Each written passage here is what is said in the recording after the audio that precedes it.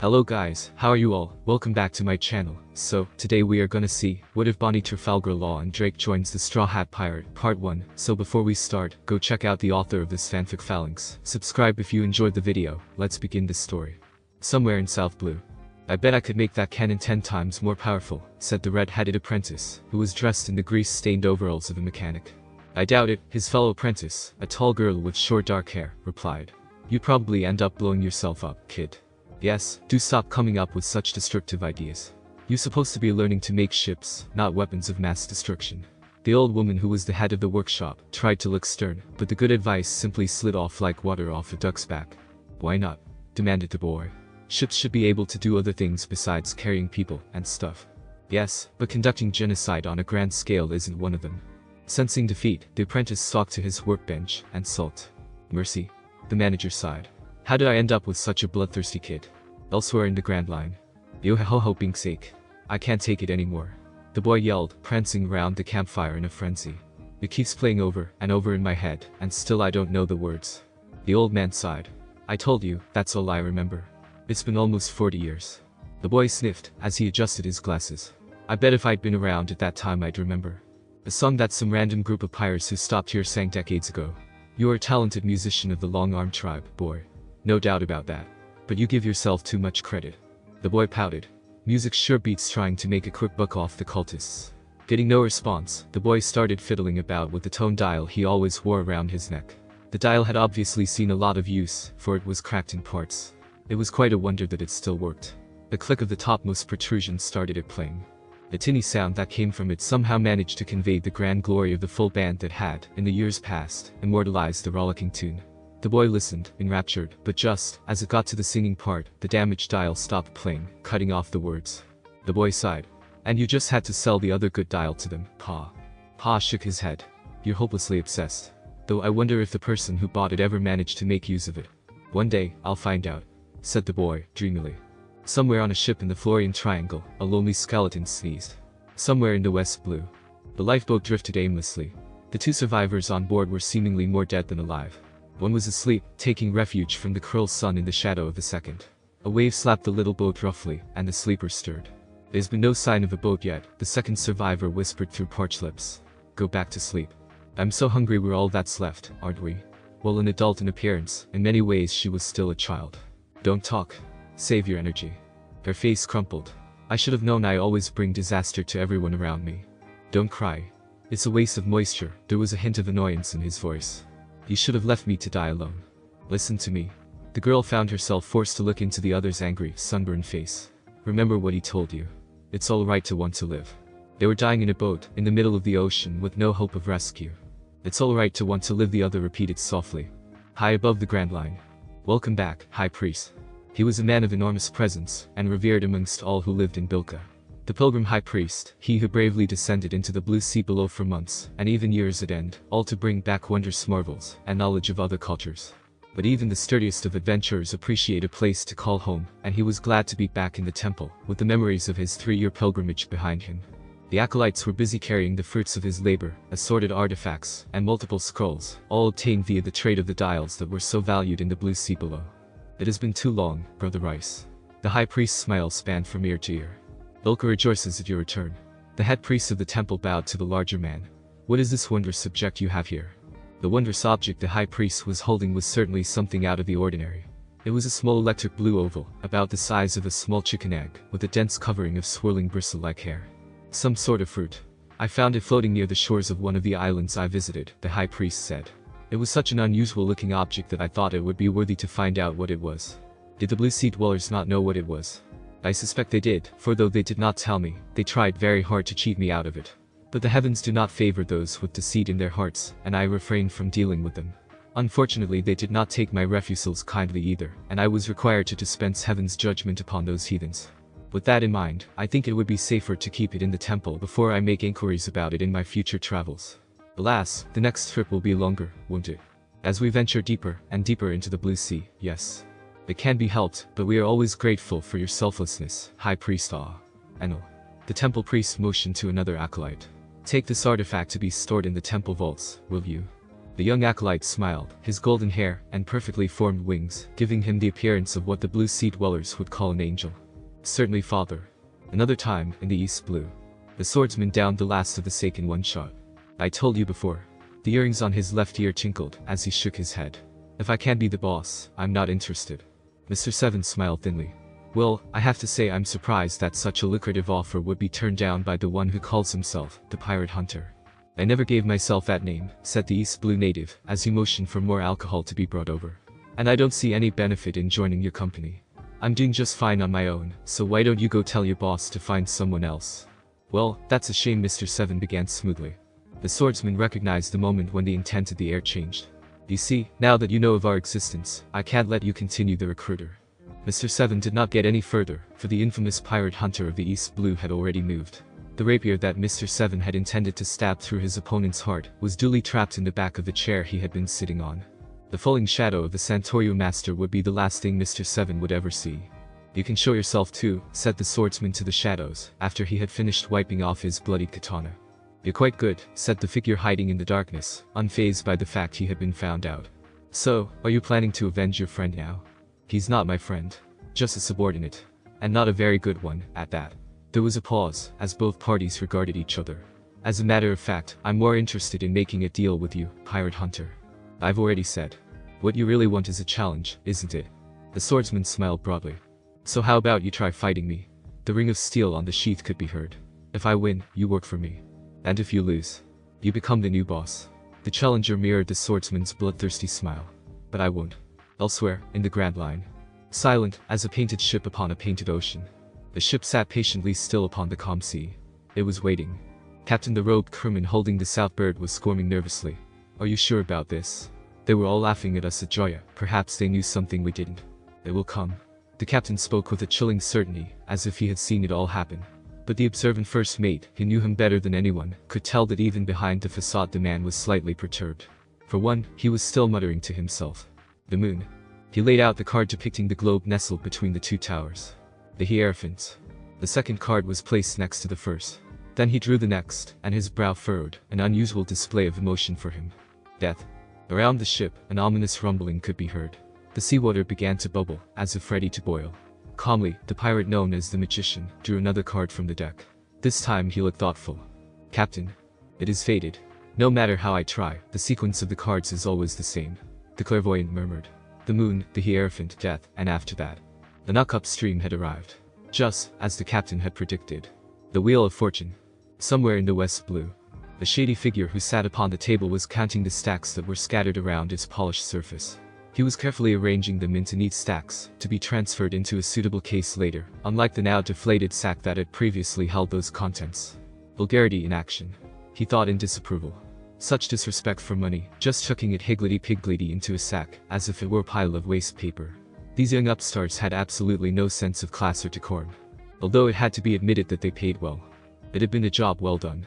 But then, for someone like him, smuggling was child's play. He did wonder though. Why in the world would anyone want to be smuggled into the East Blue, of all places? Deep in the fog of the Florian Triangle. Dr. Hogback was not pleased. He was in the middle of a breakthrough, and the last thing he wanted was yet another interruption by an enraged fanboy. But the uninvited visitor was having none of it. Give her back, he snarled, as he wreaked havoc upon the lab. Oh, one of those. It's a corpse you're after. Well, you're going to have to be a bit more specific. He told the intruder, nervously edging away. The intruder was specific all right. The specific meant viciously waving around a pair of honking huge sickles, and threatening to cut his head off.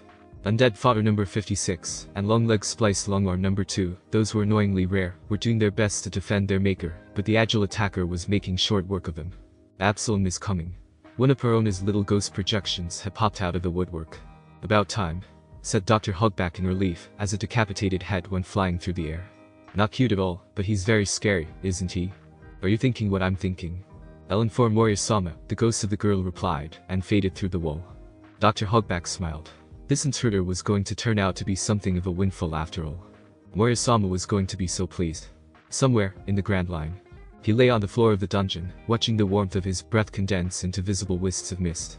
For days he heard the screams outside, as the pirates ravaged the villages. And he was the captain of the guard, sworn to protect the kingdom, yet he never even had the chance to die doing his duty. It would have been preferable to the torment of knowing that people were dying, and he'd been prevented from intervening. Yesterday was silent. Perhaps they were all dead by now, left to their fates, while that coward of a king fled to save his own skin. It was hopeless, but still he remembered the words of that man. "I will not die here," he told himself firmly. "Your self-diagnosis seems quite accurate." A voice, vaguely amused, came from beyond the bars of the jail cell. "Shame, I've never dissected his own type before." Dalton pulled himself up with some effort. A furry-hided man stood outside looking in, projecting an aura that was both sinister, and yet at the same time, almost benign. "Who are you?" "That depends, Mr. Bison," the man smiled lazily. "Is the edict that all non-royal doctors in Drum are to be executed still in effect?" Dalton shook his head. "Now that there is no one to enforce it, no." "Excellent." The man rubbed his hands in glee. "I'd heard that the doctors of Drum used to be one of the most advanced in the medical field. They must have left some notes. Whose castle is this, by the way?" "Our former king was designed by an architect who studies snowflake patterns in his spare time. Don't mind if I use it. Not if you find some way to release me from this jail cell." "Deal," said the man before he'd even finished his sentence. And meanwhile, in the East Blue, upon the shores of a quaint little village adorned with windmills, a young boy prepared to set sail. "So how many crew members are you going to have, Luffy?" Makino's smile was warm and indulgent. "Well, 5 is good, maybe 9, no 10. "Why 10? "I dunno." He smiled, as the wind whipped through his short, messy black hair, and the straw hat that was his most treasured possession. The oceans of adventure lay ahead, waiting for him. "Well, with 10 crew, and then yourself, as captain, that would make it 11. "Really?" He began counting them on his fingers. "Time to find some good, and then go to the Grand Line," said Monkey D. Luffy to himself. 11, he grinned. "It's a good number." A Sea King known as the Lord of the Coast fell before him easily, because he was strong now. Nothing would stand in the way of his dream. Shanks would be proud. Exuberantly, he yelled his challenge to the waves. "I'm gonna be the next pirate king." It had to be said that in all his years, as South Chef, it was not often that Sanji saw another ship that could be mistaken for the Baratie in the presence of the real thing. And yet it had happened, and Sanji couldn't really blame anyone for thinking it. The ship that was anchored off the famous East Blue restaurant was bizarre, to say the least. And given that the Baratie itself was shaped none too elegantly like a giant fish, that was saying something. Still, your average pirate did not sail in a ship that looked like it was made of layers of cake and candy, complete with frosting, and sails that strongly reminded one of licorice and marzipan. The owner of the ship was currently ensconced comfortably in the Baratie's dining room, surrounded by an ever-growing wall of empty plates and crockery. Sanji sighed in contentment. She might have bizarre tastes in ship decoration, but such a vision of loveliness that she was, if she deemed it suitable for her, it suited him just fine also. This fascinating girl with her pink locks of hair, delicate as the sakuras blush in spring. "Miss, you have some meatballs stuck in your hair," Patty was trying to point out. "I'll just run." Her melodious voice, like the song of the nightingale. "Don't touch my food." And her pale skin, unblemished and perfect. "Hey, you're splattering ketchup all over our table." A man from the table next to her was protesting furiously. "And you covered with it, you uncouth pie." The resounding crash of the shoe-meeting face sent the owner of said face flying out of the restaurant. "Is that any way to talk to a lady?" Sanji called after him. Damn unmannered gluttons, always thinking that the world revolved around them. But his irritation instantly evaporated at the sound of her seductive siren call. "Get me more pasta."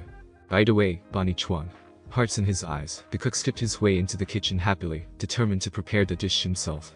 A woman after his own heart, could it be fate? "Oi, Sanji." Due to the furious demand for food from the dining room, the cooks of the Baratie were being put through their paces. Normally they loved a challenge, but the distressed expression on that particular cook's face did not bode well. Motioning the South Chef over, a whispered conversation was had, and one could almost see the color draining from Sanji's face. It was unprecedented. Impossible. Unthinkable. "We're running out of food." 15 minutes later, Sanji was waving goodbye to the girl of his dreams. He was feeling a bit dazed. "It's a shame you guys didn't stock enough food today, but your food is so good I'll overlook it for the time being," the resplendent Bonnie Chuan had said. "I'll be back tomorrow, but you gotta give me that recipe for your seafood linguine." She was a cook too. She was perfect. Patty had none too subtly coughed something about payment. Sanji had kicked him in the teeth for that. "Of course, my discerning lady. Don't worry about your bill, you can settle it tomorrow when you come back, and I'll have this lovely selection of recipes from my private collection ready just for you." She had been most pleased about that. Zeff, on the other hand, had not been. It was a solid hour of lecturing about letting no, encouraging parades to eat and run. Bonnie Chwan did not eat and run. Oof. Punctuated by kicks before Sanji found himself free and smoking outside the galley again. In the galley itself, the other cooks were complaining about Sanji and his recent string of outrageous doings. It was bad enough there was that earlier incident last week with the beating up of that Marine lieutenant. He had come here with his date, only to lose her to a flirting Sanji, and then lost to the cook when they fought over her. And then that smoking Casanova one-up, Sanji, not the Marine lieutenant, had insisted on feeding that escaped prisoner from the said Marine lieutenant's ship, after being explicitly warned not to, and now there was this. Fortunately the Baratie had enough of a reserve that they could afford to restock without payment once or twice, but that Bonnie woman had better pay up the next time she showed, or they would be in big trouble. At least, as a consolation, the South chef was surely sabotaging his own chances of becoming the head chef of the Baratie in the future. Hey you guys.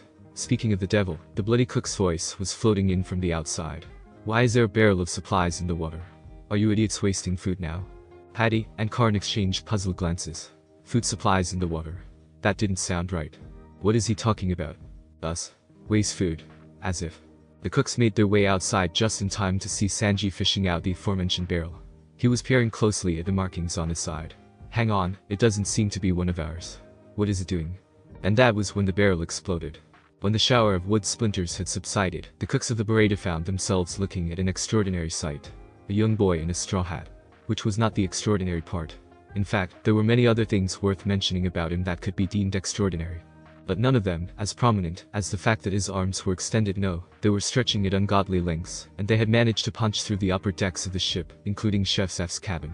Whoops, said the boy, sounding as though this was a common occurrence for him. Was it my fault? Several days ago. The pirate named Jin winced as he sailed his recently procured caravel away from the shores of the sleepy little village. The cuts he had received still hadn't stopped bleeding. He hadn't meant to kill that man. No, after the act of kindness he had experienced from that Sanji-san, he truly meant to hold back and just get away with minimal bloodshed. But that had been the only seaworthy ship on that island, and that fool had refused to just let him take it and leave.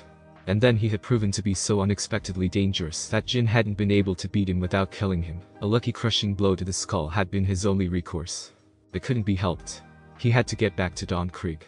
Funny Jin couldn't help feeling he had seen that man's face somewhere else before. Back in Syrup Village, a boy named Yusuf and a manservant named Mary were trying their best to comfort Kaya, the former owner of the same caravel. Why didn't he ask for help? Wondered Mary. He must have just tried to fight off that pirate all on his own. Oh, Karahadal. Kaya was sobbing. I feel bad about the things I said about him now. Yusuf shifted guiltily. He was a good guy after all. I wish he had just let him take the Mary. It wasn't worth his life. It wasn't. The manservant could only nod in agreement, but the storyteller took a different approach of comforting the grieving girl. Let me tell you the tale of Karahadal. A brave but misunderstood butler who worked for a beautiful princess, Yusuf. As adept as he was at lying, one could still notice the lack of enthusiasm in his voice, at the amount of praise he was heaping posthumously on his former nemesis. But it worked. Kaya's sobbing slowed, and she asked for him to continue. Then one day, an evil bandit came to the kingdom, and tried to kidnap the princess, and steal her away in her own ship. But the brave butler wouldn't let him. For he was secretly a retired swordsman, and the princess's parents had made him promise to always protect her, and he did. Even though he had not fought in years, his hands did not forget his skill. He fought the infamous bandit to a standstill, and drove him off. That the butler was actually a diabolical pirate captain in hiding, and that the only reason he had tried to silence the Don Krieg pirate was to prevent undue attention from the Marines from following up his plans, was never made known. Sometimes ignorance is bliss.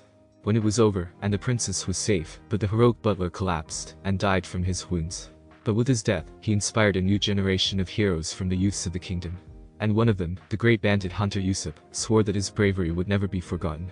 Does he go after the bandit in the end? Yes, he disguised himself as a wandering bard, and tracked down the bandit responsible.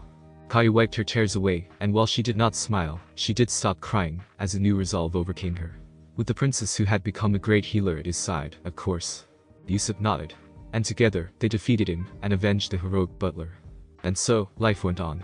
Sadly, Yusuf never spoke of wanting to become a pirate or a warrior of the sea again. Instead he talked of traveling, and becoming a collector of tales, and a writer of books. He also started collecting wanted posters, but no one from the village took serious notice of that. Karahadal was promptly buried, and mourned, as a hero, and the residents of Syrup Village were never to know how close their fates had flirted with disaster, and how a pirate named Jin had inadvertently saved all their lives. So you're saying that you set sail from Fuchsia Village to become the Pirate King, and the boat that you were in got sucked into a whirlpool, and you sealed yourself into the barrel to avoid being drowned. Zeff looked as skeptical as an old wizened man who, despite wearing an exaggeratedly long hat, could only look. The boy with the straw hat nodded. Yep. Shaking his head, Zeff wondered how the kid was still alive. By all rights this should not have worked. In fact, how he managed to float all the way out here, no, he hadn't experienced such wackiness since the Grand Line, and even then there had been a kind of warped logic to the madness of that place. This kid, however, was just plain madness. He made logic warp around him. Well, you'll have to pay for the damages to my ship, he said at last. The boy looked at him. But I don't have any money yet. But I will when I become the Pirate King. Can I just write you an IOU for later? The chefs of the Baratie will comment later that it was at that point when Zeff worsened the damage done to the restaurant ship earlier by kicking the strange, seemingly indestructible rubber boy through the roof. Sanji couldn't comprehend what Zeff was thinking when he made that boy, what was his name again? Right, Luffy, the busboy for Baratie.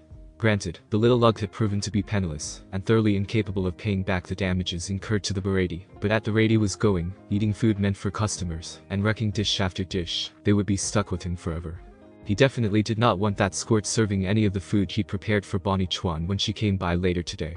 It wouldn't survive the trip to the table, he was sure. Bonnie. The chef gave an excited wiggle. The love of his life couldn't show up soon enough.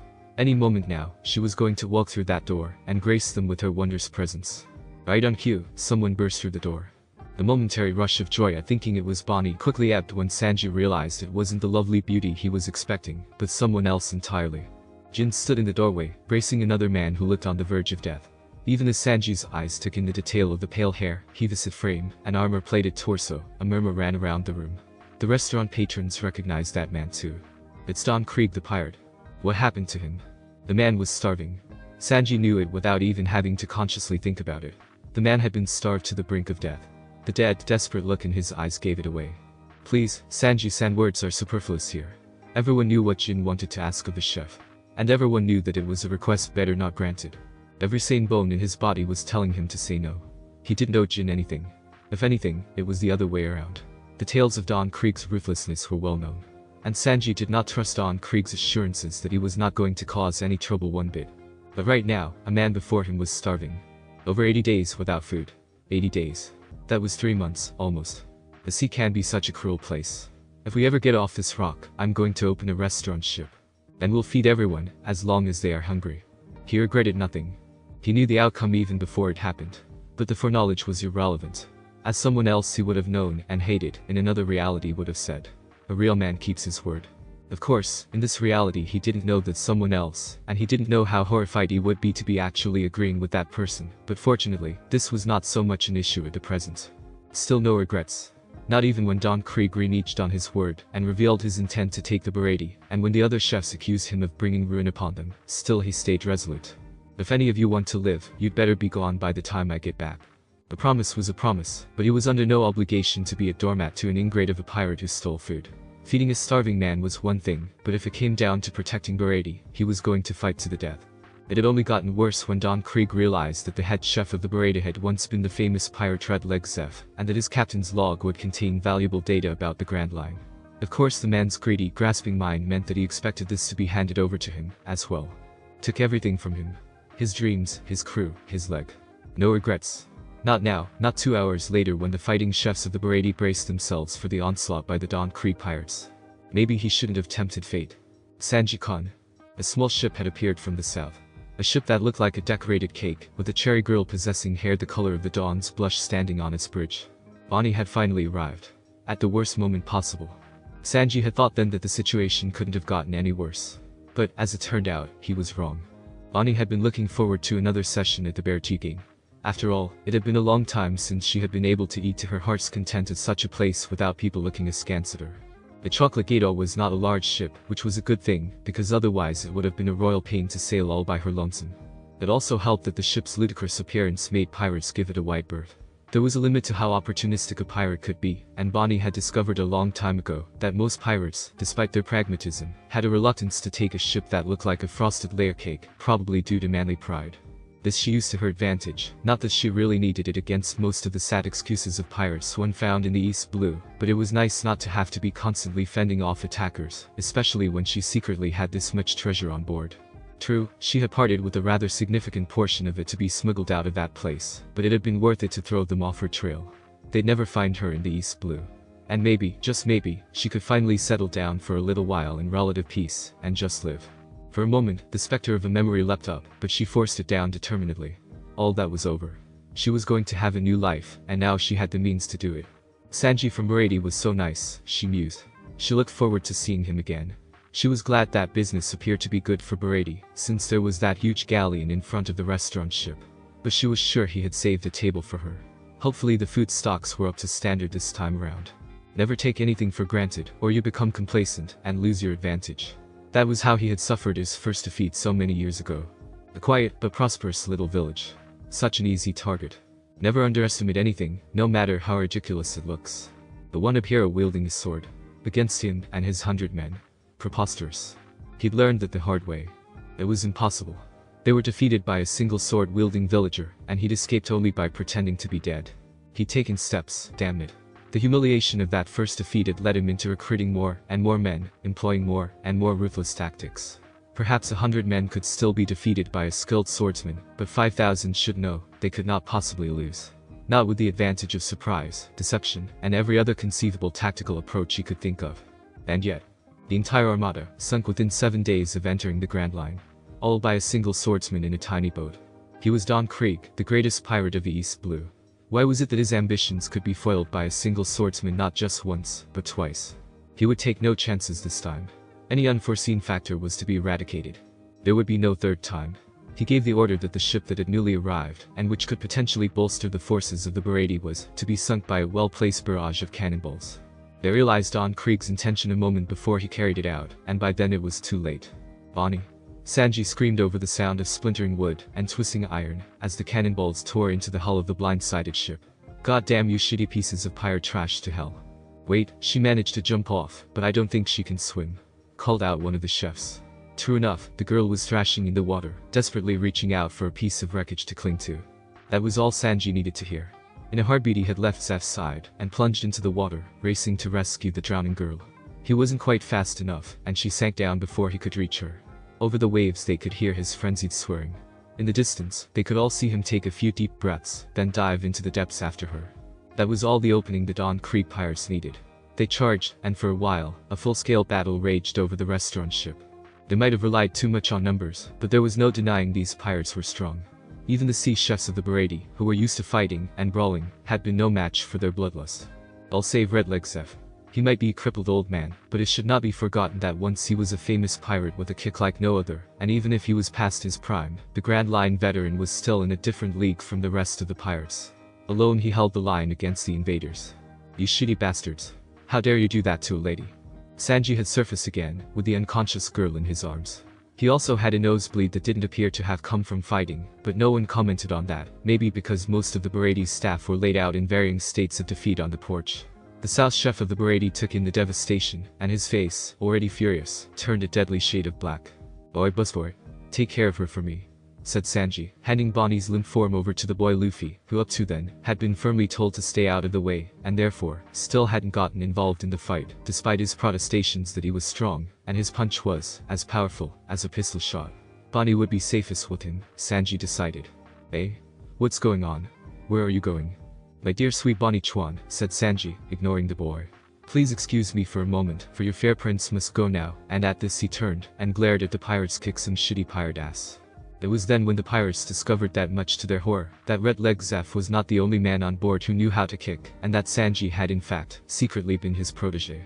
Now that the gloves had come off, none of the pirates, not even the sub-commander Pearl, a huge man with really no awareness of how ridiculous he looked wearing what looked like a giant dinner plate on his chest, a crock pot on his head, and 2 more pot cover-like things in his hands, really stood a chance against them.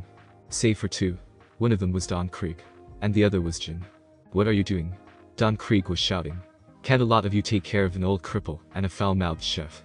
"Just hang tight," Krieg Kuzo, the foul-mouthed chef, said in reply. "I'll be coming for you next." It was hard to say if the threat shook Don Krieg, but it had to be noted that it was at this point that Krieg stepped up and looked about to join the fight himself. And it was clear from his stance and action that his intended target was Sanji. This did not go unnoticed by Jin. Sanji was in the middle of kicking Pearl a new face, and did not notice that the apologizing Jin had finally decided to kick off his mortification and apathy. With a speed that took one's breath away, he whipped out a pair of Tong Fa, smashed Zeff's peg leg, and knocked the old man down. All in the span of time it took Sanji to make one of his whirlwind kicks. Coldly pointing a loaded flintlock pistol at the chef's head completed the betrayal. Everyone froze. Once again, words were superfluous. Baratie, her awareness was nothing but a little speck floating in the darkness. Just stand down. He'll kill you if you don't. Just give in, and leave with your life. Boy. Someone was prodding her. Are you awake? All your fault, if you would only just hand it over. Bonnie sat up in shock, neatly headbutting the round-faced boy who was hovering above her. Ow. Don't waste your time with warnings, Jin. Pearl, kill him. Oh no, the memory of what had happened moments before returned. The chocolate gate was gone, destroyed, and sunk before she even knew what was going on. Oh no. They opened fire on us without warning. Everyone is gone. They're dead. They're all dead.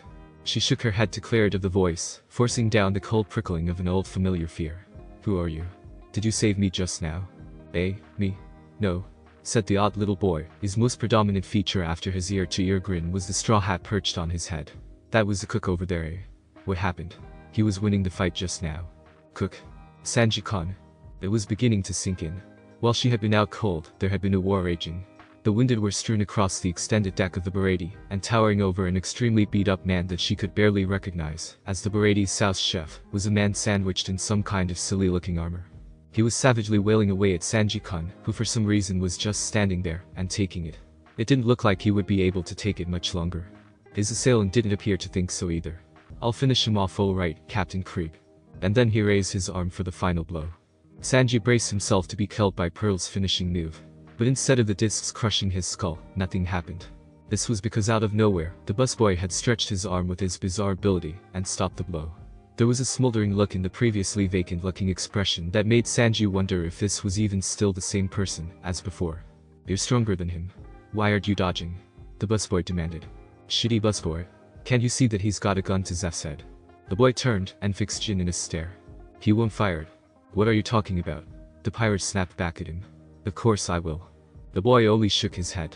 I heard the other chefs talking about you earlier. Sanji saved your life when you were starving. What is that supposed to mean? This was met with a wide grin. You were grateful to him. Jin only blinked and looked blankly at the absurd boy. I am the first commander of the Dawn Krieg pirates. Do you honestly think I wouldn't hesitate to kill a hostage? No, because you're not a bad person. Busboy, what do you think you're doing? Shut up. Sanji hissed urgently. There was only a chuckle from Zeff. You think this is funny? You think the Dawn Krieg pirates are not serious? Dawn Krieg, perched on the figurehead of his flagship, was growing impatient and furious. Dawn Krieg. Jin, enough talking, just kill him. Dawn Krieg demanded. He could see Jin's hand shaking as the pirate gathered up his resolve. Kill him. A shot rang out. And then another. Everyone watching the fight was filled with confusion. Now that was futile. Dawn Krieg looked singularly disgusted and unimpressed. I'm curious, Jin, what did you hope to accomplish by attempting to shoot me? The shot had simply deflected off the giant man's armor. But even though no physical damage had been done to Dawn Krieg himself, that same could not be said for Pearl, who, being at closer range, had been hit where his armor did not cover. Damn you, Jin, you dirty traitor, Pearl gasped, as he crumpled to the floor. I'm sorry, Dawn Krieg, but I cannot let you kill this man. Jin. Sanji was stunned. You disappoint me, Jin. I don't care anymore. There was a slightly deranged look on the pirate commander's face. But Sanji-san showed me no, he showed us both kindness for the first time since I was born. I cannot let you kill him. If you care so much about some foolish cook, then you can share his fate. Turning to the assembled pirates, he shouted. Listen up. The first man who brings me the head of that traitor, I will award the post of the new first commander of the future pirate king. Two things happened at that point. 1. The busboy let out a roar of rage, and launched himself across the expanse of water between Dawn Krieg's ship and the Baratie. Using his rubber arms, as some sort of self-propelled slingshot, he punched Dawn Krieg in the face with his own body, as the metaphorical fist. 2. The crowd of pirates, egged on by the prospect of becoming the new commander of the Dawn Krieg pirates, charged forward, only to be reduced into a mass of snot-nosed crying babies. Sanji's cigarette fell out of his mouth, and clattered to the floor, self-extinguishing in a puddle with a soft hiss. What the hell just happened? Devil Fruit users, Zeff, who was gingerly sitting up, muttered. What are the odds? Both of them are Devil Fruit users. Both? Then he realized the truth. Bonnie. Sanji-kun, sorry I couldn't tell you about it, but thanks for saving me back there. To this Sanji nearly swooned with happiness. It sucks for everyone involved, but everything I owned was on my ship, and I can't pay you back now. Here she turned to Zeff, but old man, if I get rid of Dawn Krieg, count my debt settled, okay? You'll have to beat the busboy to it, Zeff replied, jerking a thumb in the direction of Dawn Krieg's ship, where both combatants were facing off. Stupid boy. Dawn Krieg was holding his face where Luffy had left a wonderful knuckle-shaped impression. You getting involved now? What is it with you people, fighting over a stupid restaurant? I didn't hit you because of that. Luffy informed him gravely. Dawn Krieg glared. Then why did you? The busboy raised his voice. Because you said you were going to be the Pirate King, and I'm going to be the Pirate King, not you. I will not surrender that title to anyone else. Don Krieg stared at the absurd-looking boy and his equally absurd proclamation and burst out laughing. You overestimate yourself. Just because you ate a devil fruit doesn't mean that you have the advantage. In fact, I'd say you're at a disadvantage, boy who cannot swim. It doesn't matter if I can swim or not, the busboy said, because I'm gonna kick your butt. Dream on, boy who. He was cut off mid-sentence because of this. The boy made a very credible attempt to add another set of knuckle imprints onto Don Krieg's face. The pirate captain, being on guard this time, managed to defend himself with a cloak of spikes which the busboy unhesitatingly punched through. Don Krieg went skittering across the deck as the boy usurped his place on the figurehead, his hands dripping with blood. Sanji stared at the boy in disbelief. Not for the first time. My name is Monkey D. Luffy, and I'm going to be the Pirate King. The busboy informed the pirate captain, his expression still uncharacteristically serious. That boy was ridiculous. Oblivious. Foolhardy. Damn it to hell. The boy reminded him of someone else. I'm not going to be killed by you filthy pirates. I'm going to find the All Blue. For a fleeting moment, Sanji saw the ghost of a little boy who had faced off an infamous pirate of the Grand Line, for the sake of a dream. Monkey D. Luffy. Don Krieg had recovered, and was rising to his feet again. I'll remember that. With this he raised his shield, and aimed its face at the busboy. So I can carve it into your tombstone. Jin realized what Don Krieg meant to do. MH5. Boy, watch out. A poison gas weapon. Bonnie said, her eyes whitening. He's going to gas everyone here. Sanji barely had a moment to wonder how and why she had knowledge of such things before he was distracted by her loveliness as she turned to him and Jin. I need to get in range and stop him. Throw me across to that ship. What? I said freaking throw me. Jin and Sanji both exchanged glances. And then they nodded. 5 seconds later, a swearing but determined pink streak was hurtling across the expanse of water between the Baratie and Don Krieg's ship. Luffy, not understanding what Don Krieg intended to do with the MH5 shield, was preparing to charge in again, and the only reason that he had not been gassed was because Don Krieg had been taking a moment to put on his own protective gas mask. It was all the time Bonnie needed to close the distance and get in striking range. One moment, Don Krieg was a huge hulk of a man with bulging muscles and clad in heavy, shiny armor. The next, he was a shriveled old man, collapsing from the weight of his own arsenal, his arms so weakened from rheumatism that he could not even hold the shield aloft. Bonnie, who was still flying through the air, might have crashed into the mast, but fortunately Luffy had seen her trajectory and managed to catch her, breaking her fall. Cool. I didn't know you could do that, commented the boy. Look who's talking, rubber boy. Now finish him off before the effect wears off. She did it. I think I'm in love. Sanji swooned. I doubt the effects of that devil fruit would be permanent. And if they aren't, that won't be enough to stop Don Krieg, said Jin grimly. Then I'm going over there myself to make sure this ends here. Sanji declared. There's no need for such drastic measures, a voice interrupted them. Everyone turned around to look at Zeff, who was calmly watching the proceedings. What do you mean? Did you not notice the new arrival? Unnoticed by the crew of the Baratie and Krieg's ship, a small coffin-shaped boat with black sails had sailed onto the scene. Sitting regally in the middle, illuminated by eerie green candles, and bearing a massive cross-handled sword on his back, was a man. He was dangerous. There was no doubt of that. But in case there had been any, Don Krieg's ship suddenly being cut in half easily put them to rest. He cut that huge ship in a single stroke. Sanji breathed. Then he noticed Jin was shaking. What's wrong? It's him. That man we ran into in the Grand Line sunk all our ships. His crew. No. Just him. Alone. That man does not need a crew. Zeff said, his arms crossed. That man is Dracule Mihawk, the greatest swordsman in the world. It was Don Krieg's misfortune to run into him. You want me to what? Turn him back to his normal age. It feels weird beating up an old man. He's not an old man. He just looks like it because I turned him that way. Yeah, but it doesn't feel right. Bonnie sighed in exasperation. Who cares? You know he's not an old man. He knows he's not an old man. We all know he's not, and he deserves it for what he did to my ship and what he's trying to do to the Baratie. The busboy's Luffy's response was to give her a pleading look with a pair of very huge puppy dog eyes. Bonnie sighed again. Fine. Fine. Have it your way, rubber brain. But if you don't manage to beat him, I'm turning him into a baby and tossing him overboard, okay? You won't need to. Vowed Luffy with glee, as Bonnie reversed her devil fruit effect on Don Krieg. You stinking witch. I'm going to kill you first. Don Krieg had never been so humiliated before. Luffy. Gomu Gomu. Abruptly, the ship split in half. Bonnie shrieked and grabbed onto Luffy as the two halves of the ship tilted and began sinking into the ocean. I didn't do it, said Luffy, in the tone of a boy who had been caught in some sort of mischief. Forget it, rubber boy, we need to get off this wreck. It's sinking. She didn't really need to say anything else, as Luffy had already grabbed the railings on either side of the ship, catapulting them off Don Krieg's doomed ship, and back to the safety of the Baratie. Behind them, an angry scream cut through the air. You. Don Krieg had noticed, and recognized the boat that had arrived. And his rage at the rubber boy, and the age-manipulating girl was nothing, absolutely nothing, compared to the hatred he had for the man who had sunk his dreams into the depths of the Grand Line. I will kill you all. The man simply gazed back at him with wry amusement. There's a saying of the Wano Kingdom that goes like this. Never tickle a sleeping dragon. It is wise advice, and the failure of Don Krieg's armada to substitute the words tickle and dragon with disturb, and led to its destruction, and their subsequent fleeing from the Grand Line. But now that the aforesaid dragon had been disturbed, Don Krieg proceeded to do something even more unwise. He attempted to pick a fight with it. Perhaps it was due to his military might being shown up by a ragtag bunch of chefs, a pink-haired girl. How could you take being defeated by someone with pink hair seriously? And an unarmed rubber boy. After all, the man had spent an ungodly amount of effort and resources into building up his arsenal, from his advanced weaponry to the impenetrable steel armor. Sadly, none of it would help him against a single man with a sword. Again. Hawkeye Mihawk lazily deflected Don Krieg's missile barrage with a flick of his black sword, and with the backstroke of the same motion, effortlessly bisected the giant man, armor and all. At least Don Krieg was right about one thing. There would be no third time.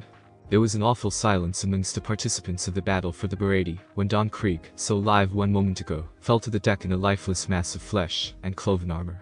The majority of those present were not innocent of bloodshed, it was true, but for someone so strong to be so utterly destroyed with so little effort was mind-shatteringly unfathomable.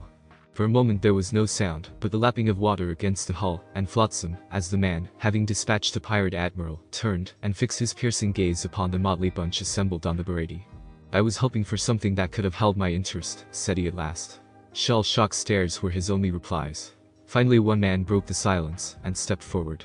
Let me handle this, said Zeff to the gathered chiefs and pirates. The head chef of the Baratie then turned, and greeted the warlord. What brings you to the East Blue, Hawkeyes? Did that obtuse bunch disturb your nap, or were you simply looking for a challenge? It's been a while, Red Leg, was the warlord's reply. To be honest, the Grand Line has been lacking in entertainment recently, but don't bother challenging me to a fight. You're not a swordsman, and even if you were, the distinct lack of one of your famed red legs means I have no interest in fighting you. I see. Normally I would suggest that you try a meal at my restaurant, but, as it turns out, we seem to be experiencing some kitchen troubles at the moment. If Hawkeyes regretted the loss of that opportunity, he certainly didn't show it. As it happens, that was not on my itinerary.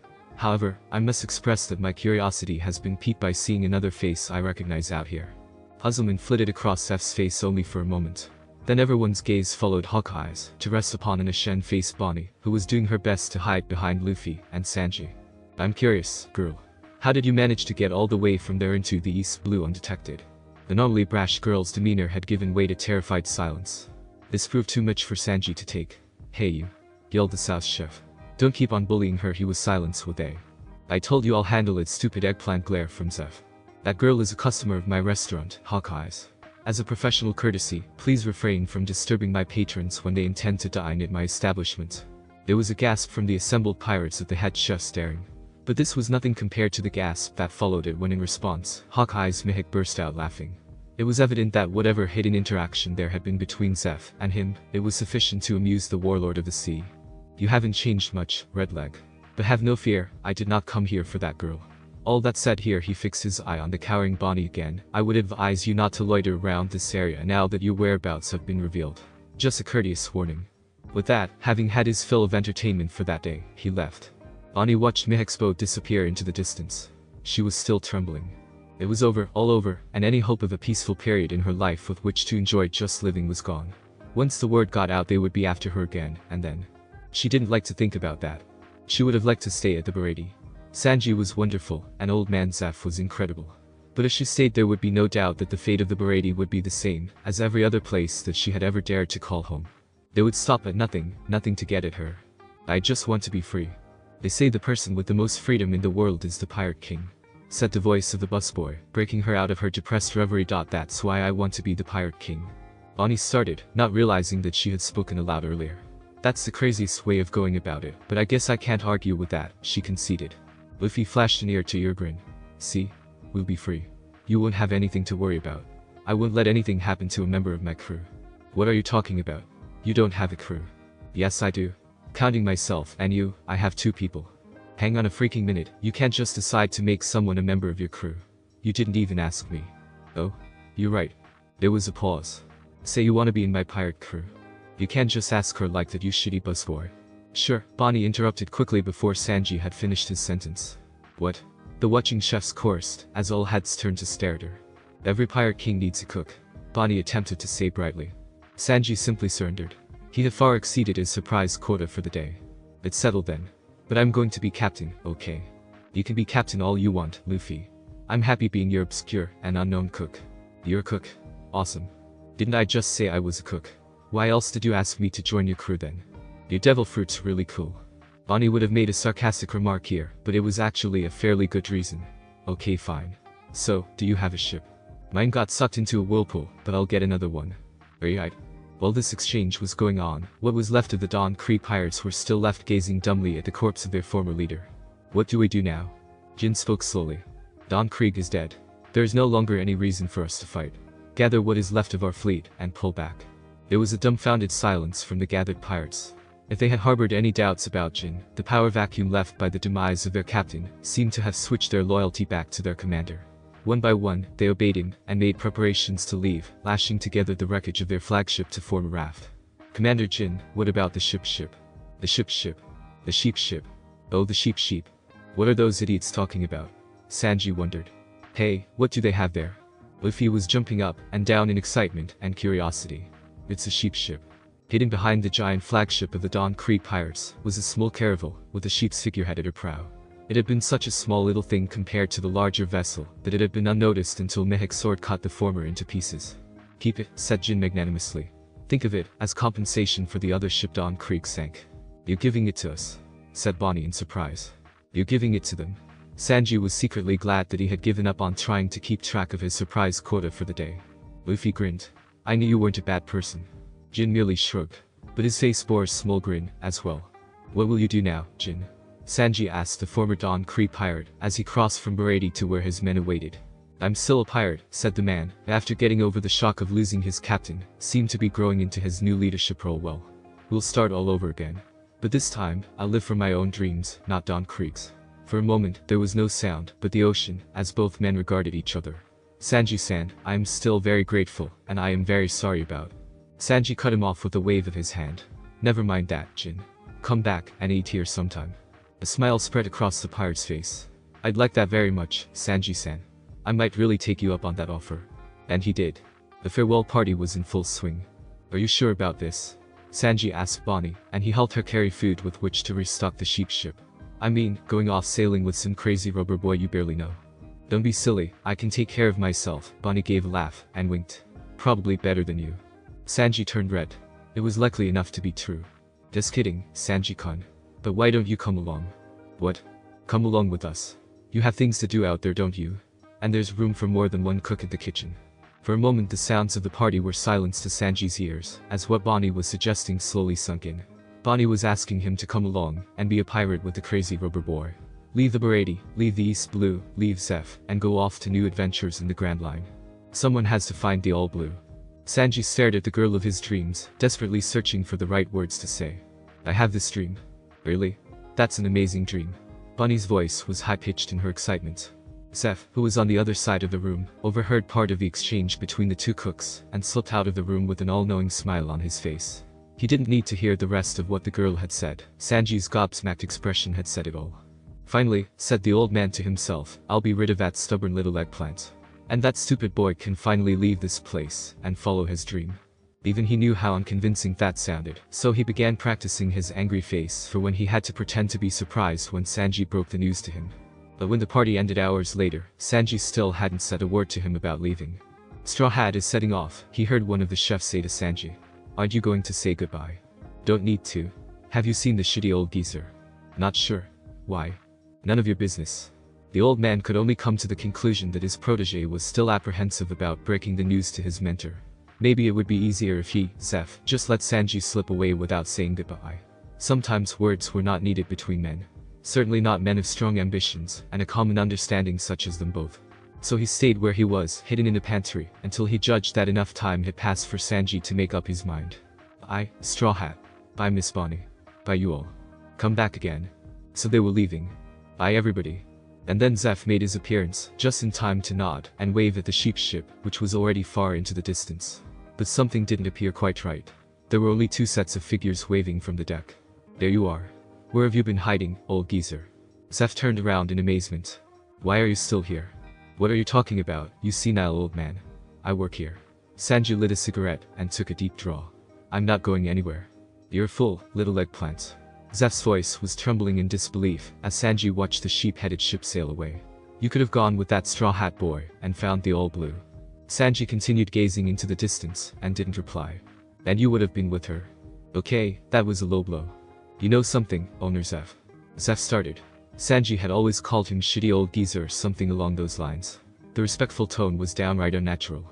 When I was a boy, I had a dream. As a child I wanted to find the all blue. But now I'm a man. I know what I really want is to stay here and fulfill our dream of making Baratie the greatest restaurant in the 5 seas. Stupid kid, I thought you actually believed in the all blue. Never thought you'd give it up. Like how you gave yours up. I thought I had passed my dream on to the next generation, Zeff snarked pointedly. Didn't know he'd turn out to be an idiot. Well, I'm your protege, aren't I? The South chef retorted just as pointedly. I followed your example. What do you mean, eggplant? I still believe in the all blue. Sanji smiled, oddly at peace with himself. I just passed the dream of finding it on to another person. Across the East Blue, a small caravel with a crew of 2 was sailing. Bonnie. Food. You're just an hour ago. But I'm hungry, hey. You're eating too. I was just snacking. They were going to run out of food before the next island. What's this? Luffy asked, as he stole a sandwich off her plate. Wait a minute, Bonnie. How could you? You took Zeff Jai-chan's journal. That's not it, dumbass. Bonnie snapped, protectively gathering the book and notes that she had been examining. This is Sanji-kun's journal. He gave it to me. It's got recipes in it. Oh? Luffy's expression went back to normal. That's okay then. Bonnie shrugged. Some things it was easier not to have to explain to her prospective captain. And some things he didn't need to know. Like the third journal she'd gotten from Sanji-kun. Yes, the other journal which she now kept in the drawer, with its meticulous notes and annotated maps which would no doubt come in handy when they got into the Grand Line. A leather-bound notebook, with the words how to find the all blue scrawled childishly on the cover. Elsewhere in the East Blue, 2 years ago. What the hell was that? The swordsman was on one knee, panting heavily. You're going to complain that I cheated now? I thought you wanted a challenge, the victor smirked. Perhaps I should have held back after all. No? Hirano's Zoro looked up at the first person to defeat him since Kuina. You won, even if you had that freaky ability to help you. But you still won the sword fight, and I'm a man of my word. I just wanted to know what that power that you used just now was. It's called a devil fruit, pirate hunter, said the swordsman, sheathing his saber and slinging his other weapon to his side. I suppose in the East Blue it's not that common of a thing. But if it's any encouragement, it says much of your skill that I was required to make use of it. He put on his hat, a plumed bicorn, with a gloved hand. Now, we should be going. Let's see what we should call you. 3 swords, and you fight like a demon beast. How about the number of the beast, Mr. 6? You can call me whatever you like, the newly christened Mr. 6 replied. Just remember that every year I will fight you again, and the day I defeat you will be the day I stop working for you. Those terms are acceptable. They made a striking pair. 2 swordsmen, each with a menacing aura of their own, walking out of the wrecked bar. So you've codenamed me Mr. 6, but what do I call you? You can call me. The light from a nearby lamp gave a glimpse of his new superior's masked hawk-nosed face. Mr. 0. Somewhere in the East Blue, there is a peaceful, prosperous village called Kokoyashi. And at the present, at that very village, a little memorial party was currently in full swing at a certain house half hidden amongst the orange groves. Having some more of the orange pudding, Smuggler-san, Nijiko proffered the brightly colored confection to the marine officer, topping it with generous helpings of cream. Nami made it especially for you, you know. The attractive teenage girl, on hearing her name mentioned, smiled, waved, and stuck her tongue out, before resuming filling the gift basket of mikan, meant for him to take back to Loguetown. Nami, is that any way to behave towards our honored guest? Genzo's tone was gruff, but you could tell that he did not mean his reprimanding words. After all, Smuggler-san was close to the 2 girls. They both saw him as a cool older brother. Well, he was a brother only because he'd refused to let them call him Uncle Smoker. The rest of the village of Kokoyashi saw him as their savior. It had been 8 years to the day since the fearless marine from Loguetown, then a lieutenant, had by sheer chance, stumbled onto the Hull Arlong incident. He'd come to deliver a message to Bellemere from one of his higher-ups, who happened to be an old acquaintance of the former marines. Rear Admiral Momonga had been complaining about Bellemere's lack of letter writing, and had requested that someone be sent to check in on the retired marine. Smuggler, who had displeased his superiors and was being punished with carrying out such trivial missions, had arrived to find the woman murdered and her adoptive daughter taken hostage by pirate scum. The young lieutenant had been furious. A former Marine who had given her life for justice deserved better. He'd reported the situation to the nearest Marine authority and had been promptly told to head back to Loguetown and let the local subdivision handle things. Any other Marine would have probably obeyed like a good boy, but not Smuggler. Sensing that justice had gone amiss somewhere, he'd headed straight back and single-handedly taken on the Arlong pirates. The epic fight with the legendary Aksuni pirates had reduced Arlong Park into ruins, but in the end, it had been Smuggler who had emerged victorious with 8-year-old Nami safely tucked under his arm. Small wonder that the girl hero worshipped Smuggler after that. She smiles a lot these days, Genzo observed. It used to be so rare back then, when she was under the thumb of that monster. He even branded her with his mark, you know. Smuggler scowled. He didn't like thinking of what the poor girl had gone through, forced into working for the scum that had murdered her mother right in front of her. If only he had come earlier. Didn't you mention that the last time you wrote, she was getting it removed? Yes actually, but she had it replaced with a different tattoo. Did you get a good look at it yet? Smuggler squinted at the mark on the girl's left shoulder. Then his eyes widened. The word justice had been emblazoned there. She's been talking about joining the Marines recently. Just like her mother did, Genzo said softly. I think the example of a certain someone else she admires probably inspired it, as well. Nijiko added, winking at the astonished Marine captain. The thing is, because of her past with Arlong, and all she's scared they won't accept her, but she's determined. You will help her, won't you, Smuggler-san? So that's why you had me come here. Smuggler puffed his cigars rapidly, as he digested the sudden news. Then he sighed. Well, can't be helped I suppose.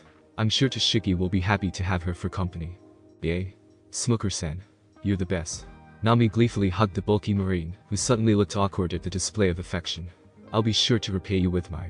Nami? There was laughter in the house amongst the orange groves.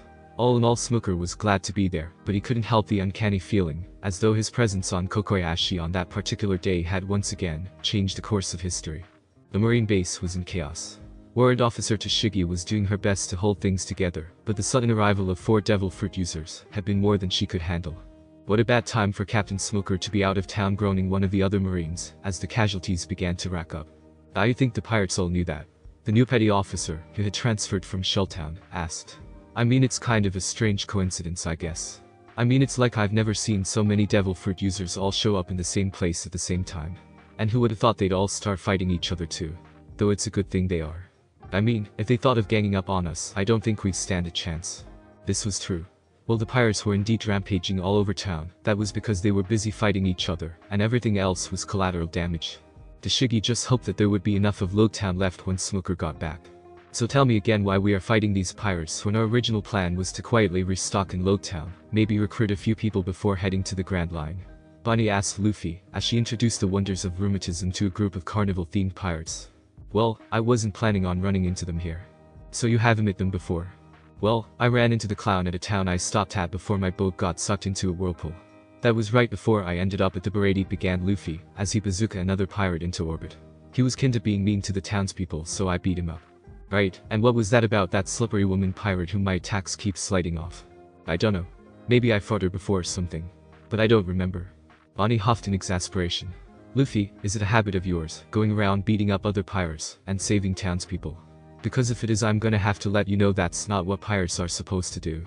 But they were my friends, the rubber boy pouted, as he stretched his arm, and decked a pair of pirates across the jaw. They were nice, and gave me food, so I beat that clown up because he was hurting my friends.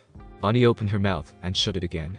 It was really hard to argue against that kind of logic without coming off as a heartless monster. The weapon seller's name was Ippenmatsu, and he was still staring at the strange swordsman. This might not have been such an unusual occurrence if it weren't for the fact that there was a massive pile being stacked up in front of him. And he, known for being a greedy money-grubbing merchant, was not paying any attention to it. I hope this will be enough, said the swordsman's companion, an elegant girl who was so different from the former, that Ippenmatsu had difficulty believing she had voluntarily chosen to travel with the man. 10 million for the sword Yubashiri, and the price of the other red sword. That sword is free, the weapons seller said faintly. How long had it been since he had met a real swordsman amongst the throngs of pretenders? That's too generous. We can't possibly. Old man, I thank you. But Mr. Six. Miss Mother's Day, interrupted the swordsman. One day you might learn enough to respect the passing on of a swordsman's dream. Until then, just thank the man, or stay silent. If any other person had been spoken to so rudely, they probably would have blown up at their companion. But not this girl. This girl, known as Miss Mother's Day, had been chosen from the ranks of Baroque Works to be Mr. Six's partner, because she had been the only one with the right temperament to handle the position. All of Mr. Six's previous partners had been sent packing, barely alive, after less than a week of being assigned to that man, for reasons ranging from whiny to annoying. As Mr. Six was undoubtedly the most powerful frontier agent they had, the big boss Mr. Zero himself had instructed that he was to be kept pacified. And so, the rising star amongst the frontier agents, Miss Monday, previously Miss Wednesday, who had been known for her diplomatic skill and charms, had been reassigned to the surly swordsman, and codenamed Miss Mother's Day. Mr. Aid, his partner hadn't been pleased about that, but his protests had been overruled by the boss. And no one contradicted Mr. Six either, because on top of being the most powerful non-officer agent in the Baroque Works, he had a friendly rivalry going on with the boss, that involved a no-holds-barred duel every year at Whiskey Peak.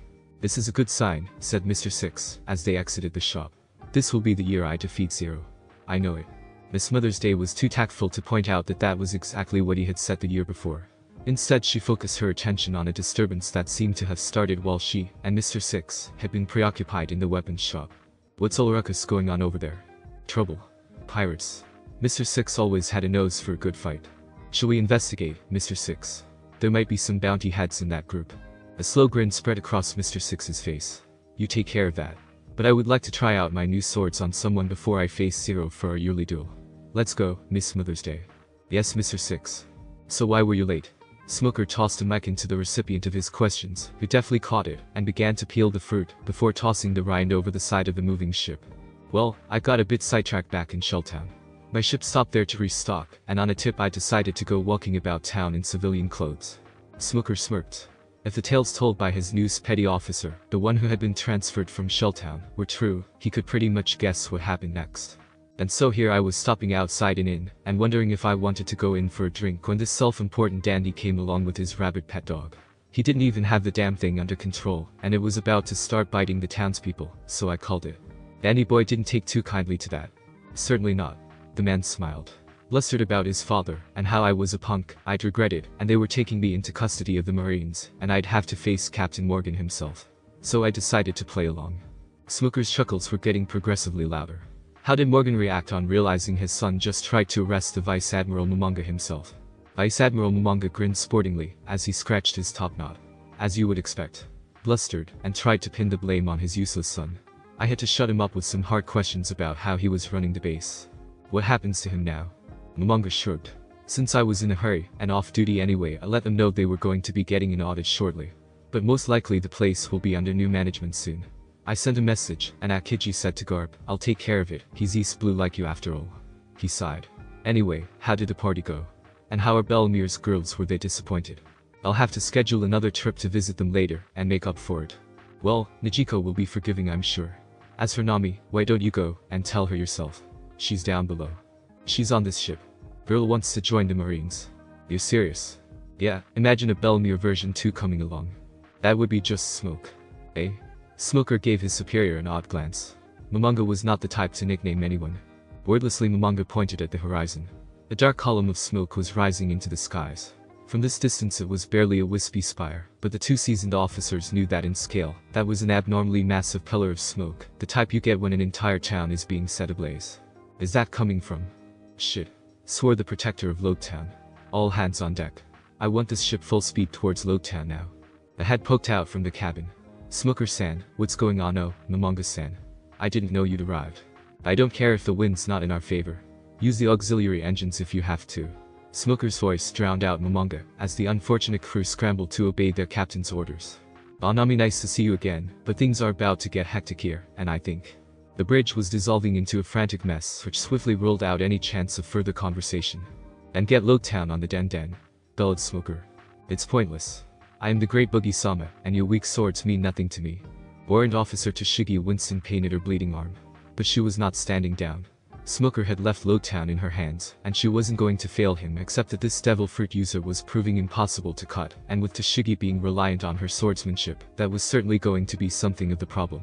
"You're not burning down Loguetown on my watch. Buggy, hurry up. Straw Hat's getting away." The other pirate, the admittedly gorgeous woman, called imperiously. "In the name of justice, I will not allow you to." Iron Mace Alvida hefted her trademark weapon, and raised it high. "So talkative, this one. Let me fix that." The pirate woman brought the bludgeon smashing down, but the blow never fell. With the clang of cleaving metal, she found herself holding the severed handle of the weapon itself having been neatly removed by. Nice, Mr. Six. Watch out for the red nose, he's Boogie the Clown, bounty of 15 million. Who are you calling red nose, you blue-haired freak? Tashigi blinked. A man, clad in a green haramaki and wielding 3 swords, had darted between her and the 2 pirates. But Boogie dear, isn't your own hair blue, as well? Mr. Six, that woman's iron mace Salvita, she's worth 5 million. 20 million, eh? This should buy me another good sword. 3 swords. With a thrill, Tashigi suddenly realized that she was looking at the pirate hunter's Oro, East Blue's most infamous bounty hunter. He had disappeared from the weakest of the 5 oceans almost 2 years ago. Most people had speculated he had gone hunting for more worthwhile prey, but why had he shown up to interfere in this fight now? She wasn't the only one to recognize the swordsman. So you finally come for my head, pirate hunter Zoro. Well, if you wanted all 15 million of it, you're going to have to earn it. And, as I was saying, your weak swords mean nothing. The clown pirate had whipped out more of his knives in preparation for the fight. However, his melodramatic speech was cut short as a fresh squadron of Marines came rushing into the square. Hang on in there, Officer Tashigi, said one that appeared to be a higher-ranking Marine. More cannon fodder, said Alvida dismissively, unfazed despite her destroyed mace. Not really, Tashigi couldn't keep the triumphant tone out of her voice. With a blam, the 2 devil fruit users found themselves encased in an iron net that had rendered them powerless. See so net, as ordered, ma'am, said the Marine to Tashigi. But timing. Tashigi got to her feet and brandished her sword. I told you wouldn't be able to get away with it, didn't I? She said, as she regarded her new captives. Well, that was anticlimactic, groused pirate hunter Zoro, as the Marines clustered around the prisoners. What happened to the other 2 devil fruit pirates? Tashigi asked the men, who shrugged. As if on cue, a boy with a straw hat and a girl with a green non-straw one suddenly ran past from where they had been hiding. Hey, thanks for getting rid of them, Sword-chan. Damn it, Luffy, don't draw attention to us. Too late. The companion of pirate hunter Zoro immediately took notice. 6. That one's worth 50 million. 50 million. Such an amount for a bounty had been unheard of in the East Blue since the days of Gold Roger. Both the pirate hunter and his partner were already off in pursuit of the 2 fleeing fugitives. Zero would never let me live it down if I let a big one like this get away, said the pirate hunter, as they ran. And 50, he must be a good fight at the very least. Tashigi stared after the pursuing pair, and wearily turned to ask her men if they had had any more sea stone nets on hand. Sorry ma'am.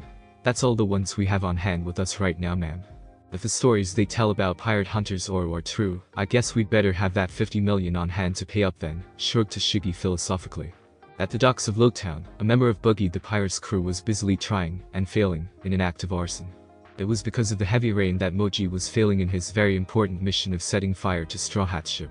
And it was a very important mission. It was a necessary countermeasure in preventing their escape from the rightful vengeance of the great Boogie-sama. He hadn't expected the rain, true. But what he really didn't expect was the pirate hunter Zoro himself suddenly jumping out of a window and beating the stuffing out of him. Mr. Bushido, came the voice of a very annoyed female. I told you before, Straw Hat didn't go that way. Well, you said the left turn. I said take the left turn, not turn right, and jump through someone's window, through their kitchen, and then through new doors that you cut into the kitchen walls of 10 of their neighboring houses, before jumping out of another window. Then there was a pause. Although by doing that, I'm not sure how we ended up here at their ship, before they did. So it worked out alright, see?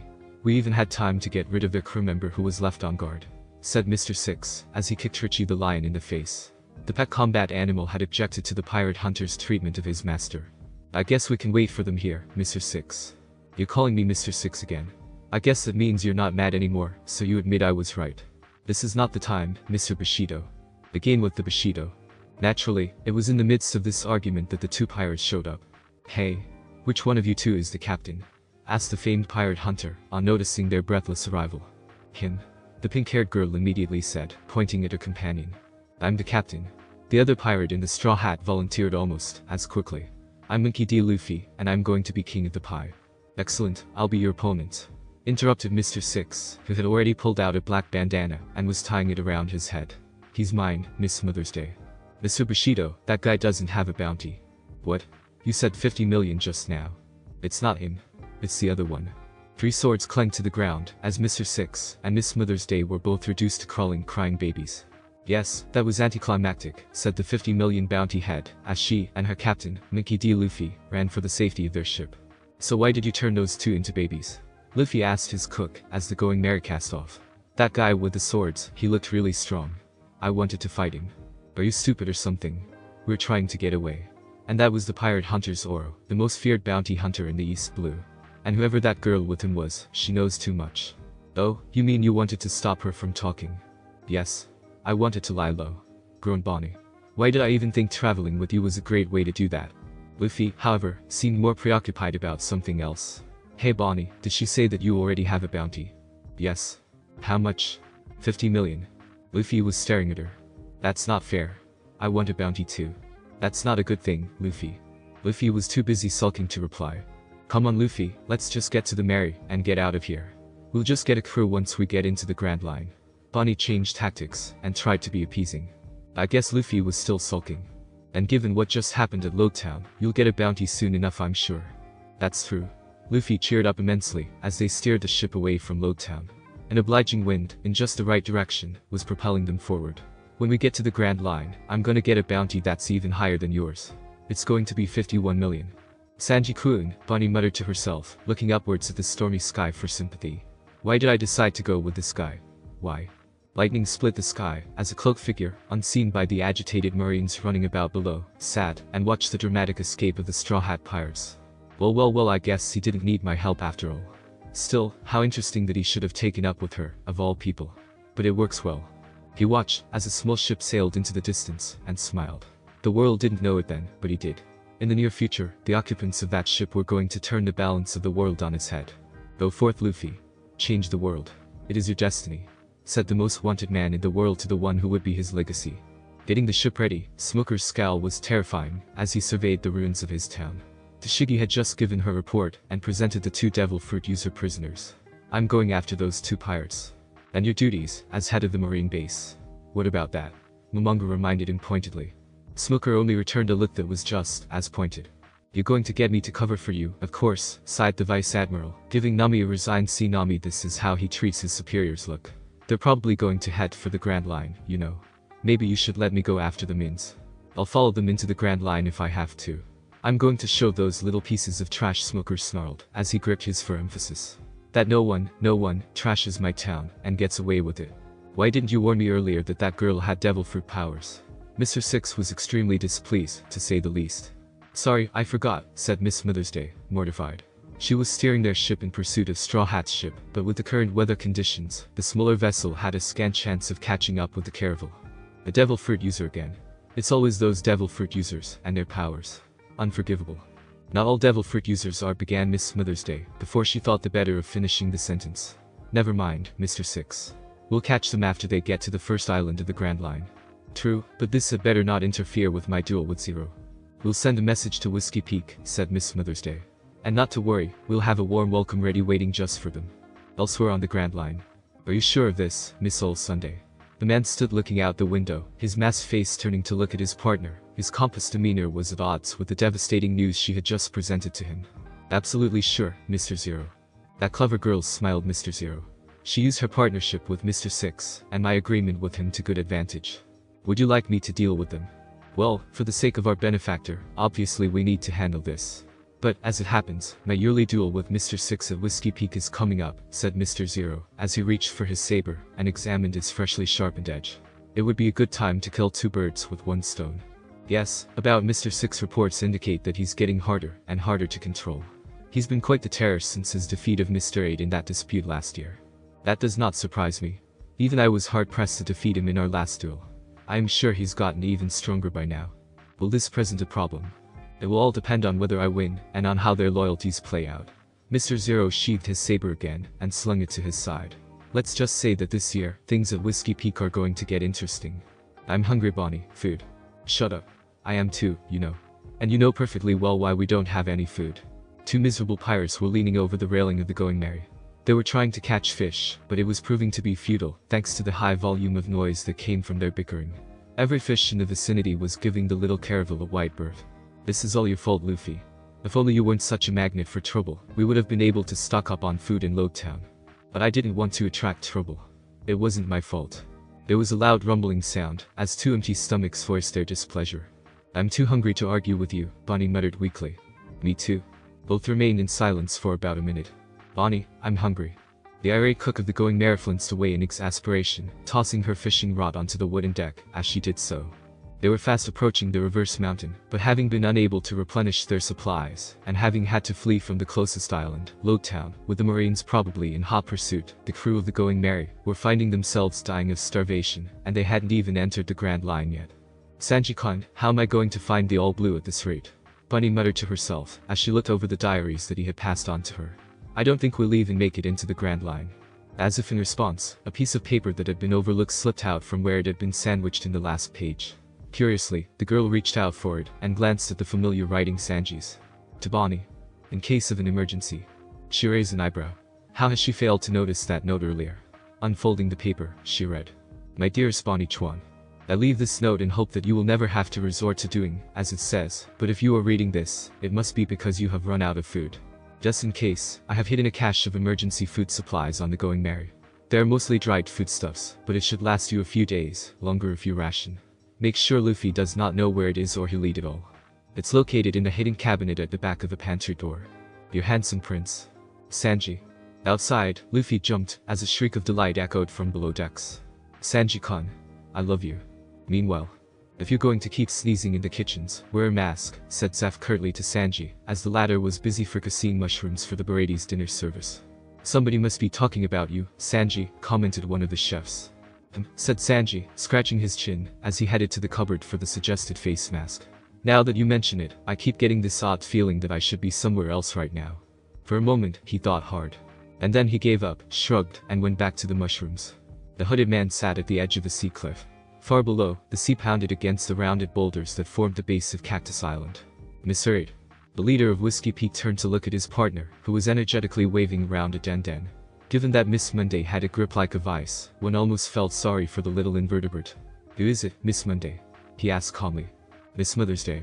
Faster than one would have thought possible, the man was already next to her, and was listening intently to the frontier agent through the device. Miss Monday waited patiently. She knew her partner well enough to know that when it came to Miss Mother's Day, it was always special.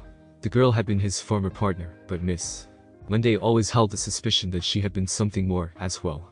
I see. Of course. We will take care of it. The Den Mushie's receiver was replaced, as the conversation came to an end. Is Mr. 6 on the rampage again? No, actually, said Mr. 8 thoughtfully. She was giving us notice to expect a pair of visitors. One of them is worth 50 million. The flight trap strategy. It would probably be the most feasible. Miss Monday could not see Mr. 8's face, as he said this, but she could imagine it from the distaste in his voice. Mr. 8 had always preferred to take a bounty the straightforward way by simply defeating them. But his recent loss at the hands of Mr. 6 had made him somewhat more pliable to using strategy and subterfuge to achieve his ends, even if he made it rather clear that it was only as a last recourse. And in this case, it was best to play it safe, especially when the boss himself was about to pay them a visit. I'll get the welcoming committee ready. If anything, Miss Monday was a professional, and promptly left to make the preparations. Mr. 8 followed after her slowly, still deep in thought. Sorry about that, Laboon, the old man who lived at Twin Capes told Bonnie and Luffy. For the record, he's not the type of whale who normally really eats people. He freaking swallowed us, said Bonnie, still in shock. After finally making their way to the reverse mountain and into the Grand Line, the last thing she had expected was being swallowed by the biggest whale she had ever seen. Her ears were still ringing from when they had descended from the reverse mountain. She, admittedly, had been screaming in terror. Luffy, on the other hand, had been screaming in joy and exhilaration as the Going Merry slid all the way into the whale's stomach. She supposed having food again had restored his spirits rather quickly, even if he had lamented that none of it had been meat. The old man simply shrugged as he tucked away his ipecac shot, whatever that was. It was either swallow your little ship or have it smash against him. You'd lose if that was the case. You're quite fortunate I was hanging around inside to let you out. Bonnie conceded that point. That whale was freakishly large, and after all, the old man had invited them to dinner. Given that he was their only chance of resupplying, and Sanji's emergency supplies wouldn't be lasting any longer, she really wasn't about to get on his wrong side. Luffy, however, didn't seem to be on the same page as her. Hey Asen, why do you have a flower on your head? He asked their host bluntly. Bonnie sighed. No tact at all. Momonga sighed, as the girl in front of him pleaded once more. No sense of self-preservation at all. But Momonga-san. Nami was trying her best. I'm about to cry. Look, but unlike Genzo or even Smuggler, Momonga was completely unmoved by her theatrics. Well, that was not strictly true. He had been moved, but he managed to shake off the effect of her tear-brimmed eyes, and was standing fast on his decision. Absolutely not. His voice was edged with steel. "I will not allow it. You're joining the Marines is one thing, but wanting to go with Smuggler into the Grand Line in pursuit of a 50 million pirate is another. May I remind you, young lady, that you haven't even started combat training. I'll learn as we sail. Miss Sashigi has already promised to train me herself." Nami insisted, and I learned my keep. "You know I'm a really good navigator already. I can stay behind the lines at first and not get involved in the fighting." The Vice Admiral gritted his teeth. Why was he the only one with any sense around these parts? It was as though every Marine from the East Blue he had any dealings with had to have this same foolhardy sense of suicidal overconfidence and a total lack of understanding of the word consequences. Garp was legendary for this, but then again, he did have the strength to back it up. And then there was Bellemere. She had really been a fearless Hellcat, constantly throwing herself at opponents twice her size, and now it looked like Nami was going the same way. And of course there was Smuggler, the very definition of a loose cannon if there ever was one. In fact, he had given Momonga more headaches than all the others combined, although this was only because Garp's problems were usually handled by Sengoku and Suru, and it was very rare that Momonga got involved.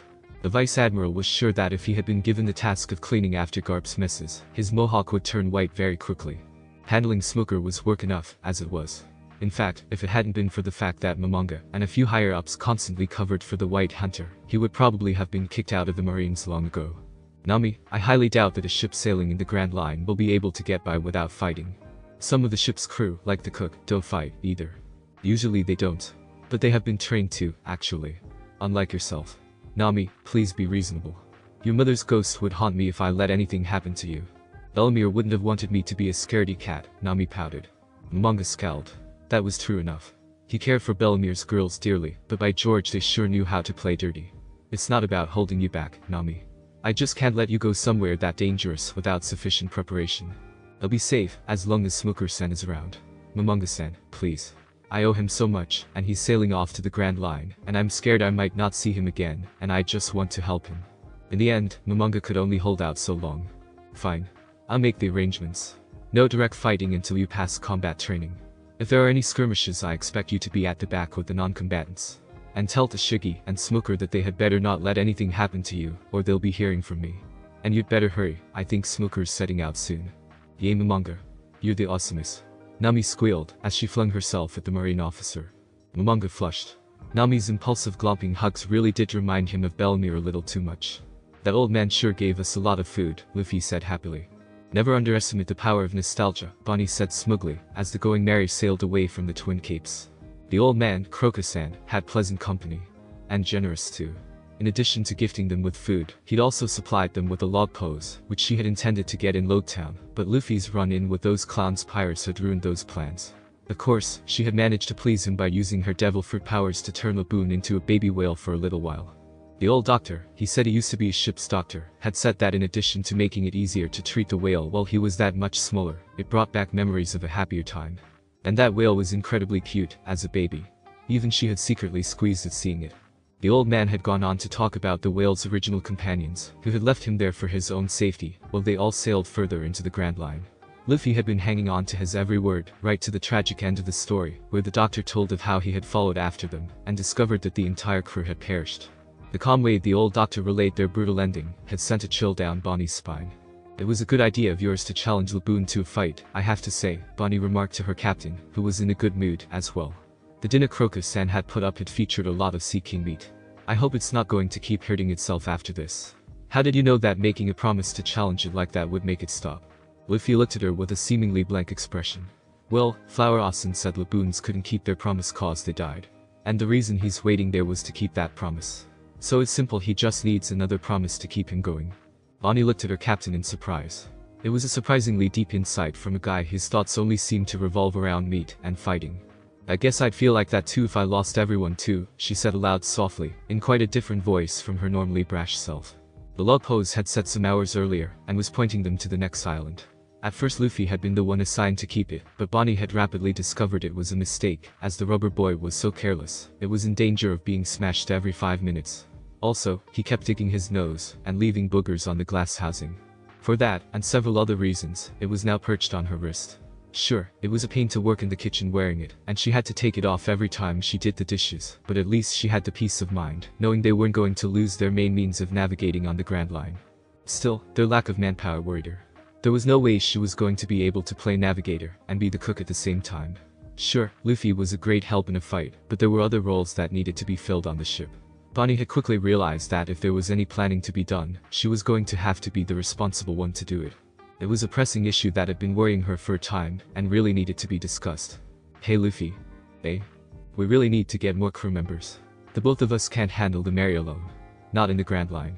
Yep. That's why I asked Flower Austin to join. Which was true. He had. The old doctor had declined, unsurprisingly. We should have asked Crocus-san for information about the next island, Bonnie reflected. I wonder if it's the kind of place where we'll be able to recruit people. Not to mention whether they would agree to come along. They didn't have much funds with them. At that point Bonnie really missed her old treasure lot ship. Getting a crew was a lot easier when you could just pay them. Nah, there's no need. It'll be a mystery island. Luffy, be serious. Don't worry. We'll meet a few of our futures there. I'm sure of it. He said it with such happy conviction that she felt bad at the thought of making him think otherwise. But for reasons she couldn't explain, she had a bad feeling about the next island. If Whiskey Peak is thinking of killing Laboon for meat, think again. I've already had to send that other pair packing. Crocus presented an imposing figure, despite his age. Perhaps the way he handled the harpoon in his hands had something to do with it. If you're thinking of trying something, someone's going to get hurt. Both Mr. Six and Crocus were exchanging death glares. Oh yeah. The hot-blooded swordsman retorted. Goo.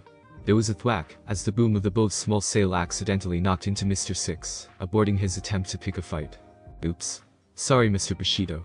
Sir, we're not here for the whale. We're just passing by, Miss Mother's Day intervened. Then she turned to her partner and hissed, don't forget who you're meeting in Whiskey Peak. We can't be late. Right, Mr. Six replied, still glaring at the old man. I have bigger fish to fry. Crocus watched the both of them sail away after their log pose had set. Mr. Six. He muttered to himself. It suits him that the swordsman has the eyes of a demon beast. He wondered who the bigger fish she had referred to was. Whiskey Peak was in a flurry of preparations. Disguises were donned, traps were set, and food was spiked in anticipation of their new arrivals. What about Mr. Zero? Asked Mr. Nine, as he practiced his routine. We'll just have to make sure we wrap up the 50 million bounty before he arrives for his duel with Mr. Six. Mr. Eight's brow furrowed with worry.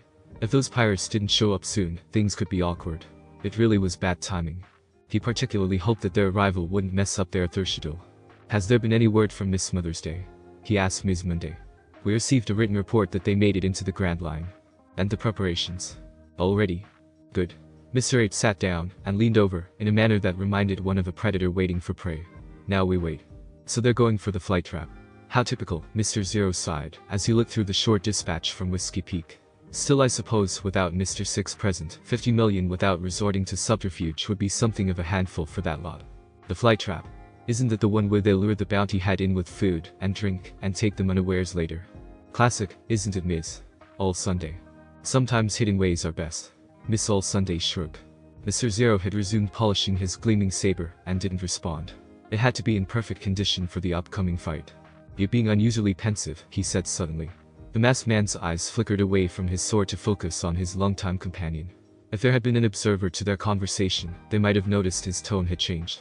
What are you planning? Nothing to worry about. Robin. Drake, the woman said in response, cutting her partner off. Don't worry about it. It'll be fine, as long as you can beat Mr. Six this year. There was a moment of silence, as the man scrutinized the woman's compass face. Finally, he replied. Even if he has gotten stronger, it's still far too early for a whelp like him to beat me. You will have to be careful. It isn't going to be just a simple rematch this year. This time, there is going to be the question of that Authorin. I don't worry about that. Knowing you, you've already called in Five and Valentine to handle our author little friend. The woman smiled. Touché. You know me well, Mr. Zero. Of course I do miss Soul Sunday. This island is the best. Luffy yelled happily as he stuffed another plate of spaghetti alla carbonara, generously fortified with chunks of pan-fried Sea King bacon, into his mouth. Keep talking, Luffy, and you're going to fall behind. Bonnie warned jokingly as she ate from 2 plates at the same time. There was no reason for her to have to demand for more food, as was her wont. The servers were efficient and kept the food coming. Look at them go. Our 2 new contestants are really breaking the records for the annual Whiskey Peak Extreme Eaters competition. The announcer roared in excitement. The 2 pirates had arrived at Whiskey Peak to find friendly townspeople, much to their surprise and delight. In addition to throwing a welcome party, the townspeople had insisted on them joining in on their annual eating competition. It was no surprise really, that Bonnie and Luffy both had enthusiastically agreed to this. The mayor of the town, a headed man whom Luffy had greeted with the blunt question of, Hey Asen. Why are you wearing a dress and another one on your head? Stood watching the events from the back of the room. Other than the initial welcome, he was extremely well spoken and hadn't even been offended. Bonnie noted he hadn't really said much else and seemed to be content to let his subordinates do the entertaining. Just because they were having the time of their lives didn't mean that Bonnie had completely let her guard down, however. So despite being surrounded by a stack of empty plates and being constantly offered filled ones, when one of the townspeople approached the mayor and whispered something into his ear, she still managed to take notice. But it wasn't really until the mayor's quick exit upon hearing the message did Bonnie really shift her attention from the event. Something is up. She hadn't come this far without learning to listen to her gut. In more ways than one. Something was not quite right with their present scenario. Miss. More linguine. She took the plate, but one might have noticed that her eating rate had slowed down and was falling behind her captain's. When did Mr. 6 and Miss Smithers Day arrive? Mr. 8 walked quickly, following Mr. 9's lead. Not 5 minutes ago. I told Miss Miss Smithers Day about the progress of our plan, but then Mr. 6 heard, and he. This is dishonorable. Came the angry shout from the distance. Mr. 6. Please. Miss Smithers Day's voice could be heard trying to placate her partner. Mr. 8's face darkened beneath his hood. That devil, he muttered to his subordinate as they hurried over, he's always causing trouble. When you said you call ahead, you didn't say anything about this. Mr. 6 was indeed doing what Mr. 8 had said. Most of the Baroque Works agents present were backing away from him in fear. But not Mr. 8. Please don't yell at Miss Smithers Day, Mr. 6. Despite the politeness of his language, there was no mistaking the controlled fury and the barely veiled dislike in the man's undertone. The swordsman whirled around to glare at the leader of the Whiskey Peak bounty hunters. Were you the one who made this decision, 8? Mr. 8 kept his voice even. May I remind you that your duel with Mr. 0 is scheduled for tonight. I would advise you to save the fighting for them. Those two bastard pirates humiliated us at Loguetown. I'm going to be the one to take them down. And when I do, it's going to be by fair fighting, not this type of low-life trickery. A ruse would be the most effective way to take those two, Mr. 8 said calmly. Especially after it was shown you couldn't handle those two in Loguetown. What did you say? There was the sound of a sword being drawn, followed by a clash. The watching agents scrambled to get out of the way, and by the time they had the courage to look back, Mr. 8 had drawn his own sword and had parried the master's attack. Mr. Bushido. Mr. 8. Please stop this. As always, it was Miss Smithers Day who had to defuse the situation. Remember what's at stake tonight. Both combatants stopped at her words. Right? There would be no point fighting someone I've already beaten before anyway, said Mr. 6, as he sheathed his sword. Mr. 8 said nothing, as he, too, put away his sword. But anyone paying attention would have noticed that his hand was shaking in anger. 8-san, Miss Smithers Day began. It's alright. I wouldn't endanger what we worked for, the man said at last. But even, as Mr. 8 said his piece, Mr. 6 suddenly turned and leapt at the Whiskey Peak leader with his swords out. Watch out. The onlookers screamed. For a moment it seemed as though he was going to strike the man from behind. But much to everyone's confusion, his leap carried him over the hooded man's head, far past the one everyone had assumed to be his intended target. Instead, he made a cutting motion in midair at what appeared to be nothing. What are you? Miss Smithers Day began, shaken. Their sentence was cut off, as a fraction of a second later, two identical explosions occurred on either side of the trio. Fortunately, they had exploded far away enough to not have caused harm to any of them. Mr. 6 ignored his partner's outburst, and calmly sheathed his swords. Then he looked past her, and towards the rooftop where two figures could barely be seen outlined against the night sky. 5. What's the meaning of this? Murmurs rose from the gathered agents, as they became aware of the two newcomers. It's Mr. 5 and Miss Valentine. What are the officer agents doing here? The two figures on the rooftop moved forward into the light. Well now, looks like we've given ourselves away, said the first, a man dressed in a long red coat and dark glasses. Answer my question, 5. Mr. 6 barked. 6. Crude, as always. For your information, the boss gave us a mission here to take care of a certain person. Although to be honest, orders were to wait until Mr. 6's duel with the boss was over before we showed ourselves. Mr. 5 picked his nose languidly. But since you and 8 looked about to kill each other, we decided to act a bit sooner, said the man's partner, floating about with her umbrella open as she did so. Can't have you doing our jobs for us, Mr. 6. 0 might end up giving you credit and promoting you to our spots.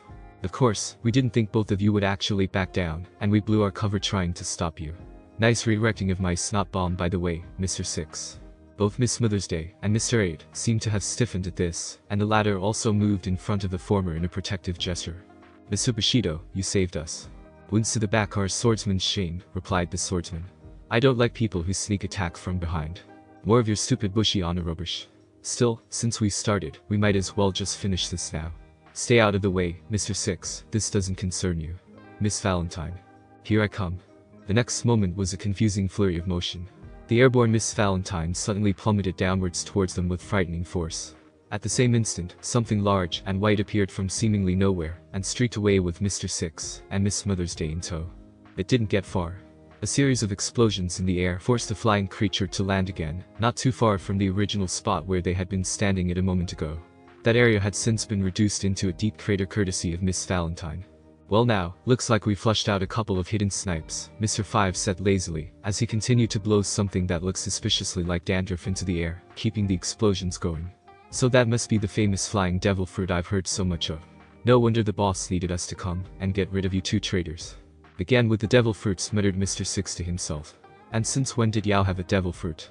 He continued, turning to Mr. 8. And why are those two trying to kill you? Mr. 8 only remained silent. You really don't know anything, do you, Mr. 6? Laughed Miss Valentine, in a manner that made one think of a hyena. Even here we've heard the rumors that one of the guardians of a certain sand kingdom possesses a devil fruit that allows flight. Mr. 5 pulled out a revolver and began blowing into the chambers. I guess that would be you, Pal the Falcon. The bodyguard of Princess Nefertari Vivi, or should I say, Miss Mother's Day. Both the girl and the man remained silent. Pretty good work infiltrating the Baroque Works. Too bad the boss has ordered that you never be allowed to leave. We'll have a couple of graves ready for you in the Cactus Hill. Mr. 5 pointed the muzzle of his gun at the two as he said this. Mr. 8, or whoever he really was, finally broke the silence, now that it was clear that it would no longer protect them. TCH. They know everything. Vivi-sama, please escape, I will buy you time. But Pal, protested the former Miss Mother's Day. Go. You must get that information home. The girl hesitated, then turned and fled. Our orders were mostly to take care of the Falcon, said Mr. 5 to Mr. 6. But Zero's going to hold you responsible for your partner, 6. You better go get her. I only answer directly to Zero, so quit trying to order me around, scum. Or what? Mocked Mr. 5, secure in his lofty status one rank above the pirate hunter. It was tempting fate. That was all the invitation Mr. 6 needed to start the fight by socking Mr. 5 across the jaw, really. What's going on outside? Bunny threw down the plate of linguine with a pang of regret and ran for the door. She wasn't the only one. The occupants of the hall in which the eating contest was being held had also abandoned their plates and were also running for the windows and doors. From her point of view, she saw a sight that immediately spelled oh crap. The mayor of the town was in the middle of fighting another man who was wearing shades and a long red coat. But the thing that really caught her attention was the fact that he was making things explode and that the mayor had turned into a giant bird-like man. Cool. I didn't know the Dressausen could turn into a bird. Luffy had come along beside her and was watching the fight with eyes shining. His rubber hands were still stretching and emptying the plates of food into his mouth while he did this. For a moment Bonnie felt envious of his devil fruit ability. Why are you lot just standing there and watching? The explosion man suddenly turned and yelled at the assembled townsmen as he fended off an attack from another man who looked suspiciously familiar. Bonnie squinted, and then her eyes widened in shock. That man looked a lot like the green-haired bounty hunter from Loguetown. Had he come after them? What are you waiting for? You call yourself bounty hunters. Mr. 6 and Mr. 8 are traitors. Get them, or you'll have to answer to the boss. The other combatant, a woman with an extremely unstylish bucket hat, from Bonnie's point of view anyway, was screeching at the assembled mass, who seemed rather reluctant to get involved. Bounty hunters. The prickly feeling that had been creeping up Bonnie's spine exploded into fear. Her bad feeling had been right on the money after all. The sensible thing to do would be to use this opportunity, while the bounty hunters were fighting amongst themselves, to escape. Luffy, we need to get away now. Naturally, it didn't happen because of Luffy. As was expected, Luffy was already on the verge of charging into the fray. Hey, they're trying to kill the Dressausen, he said in a rage. We gotta help. The Dressausen gave us food and was nice to us. Without further ado, he rushed in. Yubaka Captain. 1. We're pirates, not heroes. 2. They're all bounty hunters. 3. Can't you tell this whole town to set a trap for us? She might as well have just yelled at the wall, for all the good it did. Whenever we recruit, as the third member of the crew, Bonnie decided, as she followed her captain's lead, had better damn well be freakishly intelligent to make up for our glorious leader's mental shortcomings. Fortunately, the bounty hunters were all too busy fighting each other to pay any serious attention to them. At least, until Luffy did what he was best at doing after eating and fighting, attracting unwanted attention. Hey, Dressausen. Luffy hollered, do you need some help? Help? Said the mayor, without missing a beat, as he fought off a sword-wielding bounty hunter who was dressed as a nun. Luffy, wait, don't you see who's with him? Bonnie had caught up, and now saw too well that it was indeed the pirate hunter Zoro who was fighting alongside the mayor, which meant they were probably in cahoots when it came to hunting her and Luffy. She braced herself and prepared to turn both of them into babies, and was once again left speechless as the duo paid both of them no further attention and continued fighting the other bounty hunters. For a moment Bonnie felt a bit insulted. She hated being hunted for her bounty, but now that it was being disregarded, she suddenly felt as though she'd lost some of her worth.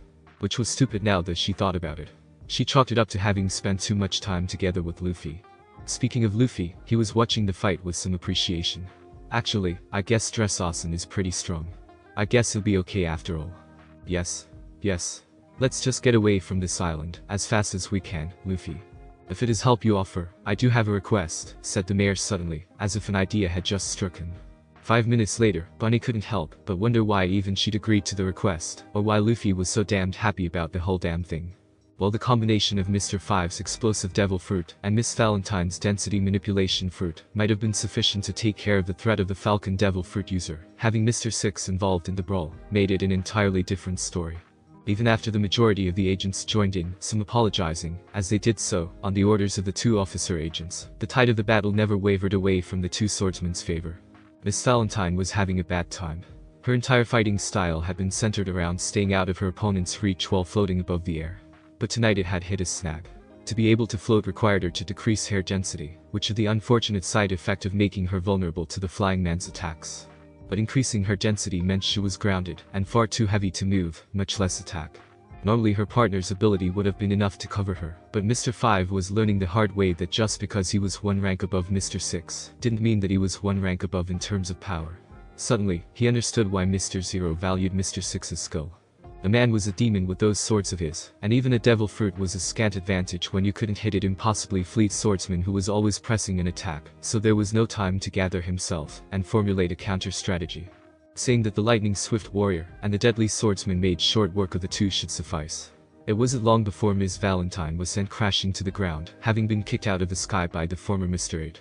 Mr. Six, on the other hand, had already finished, and was bemoaning the fact that he had splattered some of Mr. Five's blood on his haramaki. You weren't as strong the last time I fought you, the pirate hunter commented, as the Falcon Man landed on Terra and morphed back into his human form. He had lost his hood sometime during the fight, and Mr. Six could see now that the man had short dark hair, a pale complexion, and an expression that reminded one of the sparrows that had sometimes perched on the giant tree outside his master's dojo. I held back, replied former Mr. 8, or rather, Pal the Falcon. If I had used my devil fruit powers they would have immediately known who I was. Figures. We're going to have a rematch later.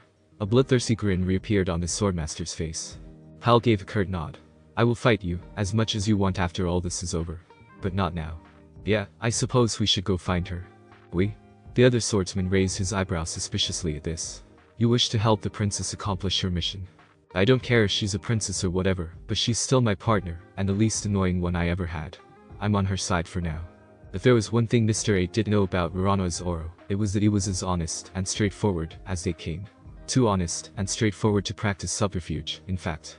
Which was why, despite his insane strength, there had been a limit to how high he could rise in the Baroque Works, and why he was not an officer agent.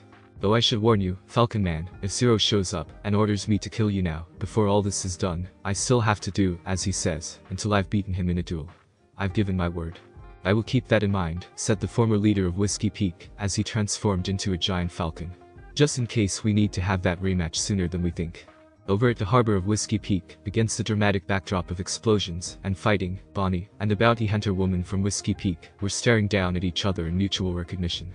Prior to the two pirates' arrival, the fleeing fugitive had been in quite a state of distress, having discovered that her own ship had been sabotaged and set adrift.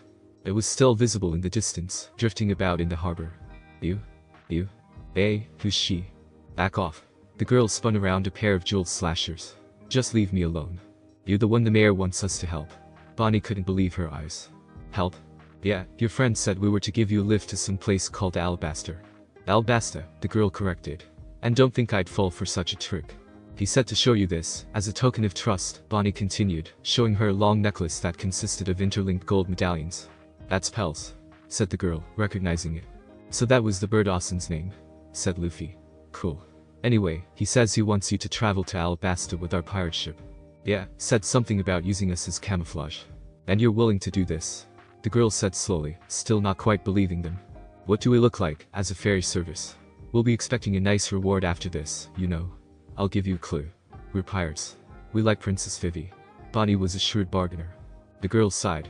I cannot promise you too much, but I give my word you will be reimbursed once we get to Alabasta, and things are settled. Good enough. Welcome aboard, grinned Luffy. She's Bonnie, the cook, and I'm the captain, Luffy. Hey bounty hunter Chan, do you know if I have a bounty yet? My name is Vivi. And a bounty for you or not that I know of. Sorry. Luffy went off into another sulk at this. Bonnie simply grinned, put the necklace of gold medallions around her neck, and hustled to get the going merry cast off. Damn, Mr. Five groaned from his crumpled position from the bottom of the crater he and Miss Valentine had unceremoniously been tossed into. I can't believe we lost to those two. What are we going to do, Mr. Five? We failed Zero, the unluckies are going to get us. We haven't failed Zero yet, Mr. Five gritted his teeth as he crawled to his feet. One thing those two don't know, some of my explosions can be delayed and detonated remotely. What good does that do, Mr. Five? They've gotten away. Mr. Five fingered the large gash she had received on his front. It was bleeding profusely. When that bastard cut me down, my blood got on his blades and clothes. And I did just tell you I can choose to detonate my explosions remotely, didn't I? Wait. It's Pell. The going mare had barely started moving when her new passenger's cry brought things to a standstill. He's caught up, and Mr. Six is with him. At this, Vivi pointed at the approaching white figure. Her face was filled with relief and joy, while Bonnie's was filled with apprehension. She was once again remembering that she had a 50 million bounty, and that swordsman did have an axe to grind for what she had done to him in Loguetown. But the smile was immediately wiped off Vivi's face, as the next moment, just as the two neared the going merry, waving frantically for them to stop, two very horrible things happened. 1. The drifting boat that had been Vivi's exploded, the shockwave knocking down everyone who had been standing on the deck of the going merry. 2. A second explosion, smaller but far deadlier, suddenly enveloped both Pal the Falcon and Mr. Six, who was hitching a ride on his back. As the dust cleared, Vivi could see their charred bodies plunge from the sky into the dark waters of the harbor below. Vivi screamed many things right after that, but it was such a mess of horrified gibberish that neither Bonnie nor Luffy could make her out, other than something about diving into the water to save the two. But the princess never got the chance to mount a rescue. An admirable sentiment, Miss Mother's Day. But honestly, I would suggest you worry about yourself right now. Everyone on board froze at the unfamiliar voice. Too late they looked back, only to see the two intruders emerge from the hidden shadows of the little vessel. One was a woman with a brimmed cowboy hat, a serene expression, and hair that was almost invisible in the darkness. The other was a tall, gingery man who was clad in black leather and a rather distinctive bicorn. A dark cape with red inner lining completed his look. "Is that?" Bonnie whispered to the princess, as her bad feeling was once again proven right. Vivi's eyes had taken on a haunted look. "It's Boss Zero. Thanks for watching my video, and make sure to check out the author of this fanfic. Link is in the description. See you next time. Till then, sayonara.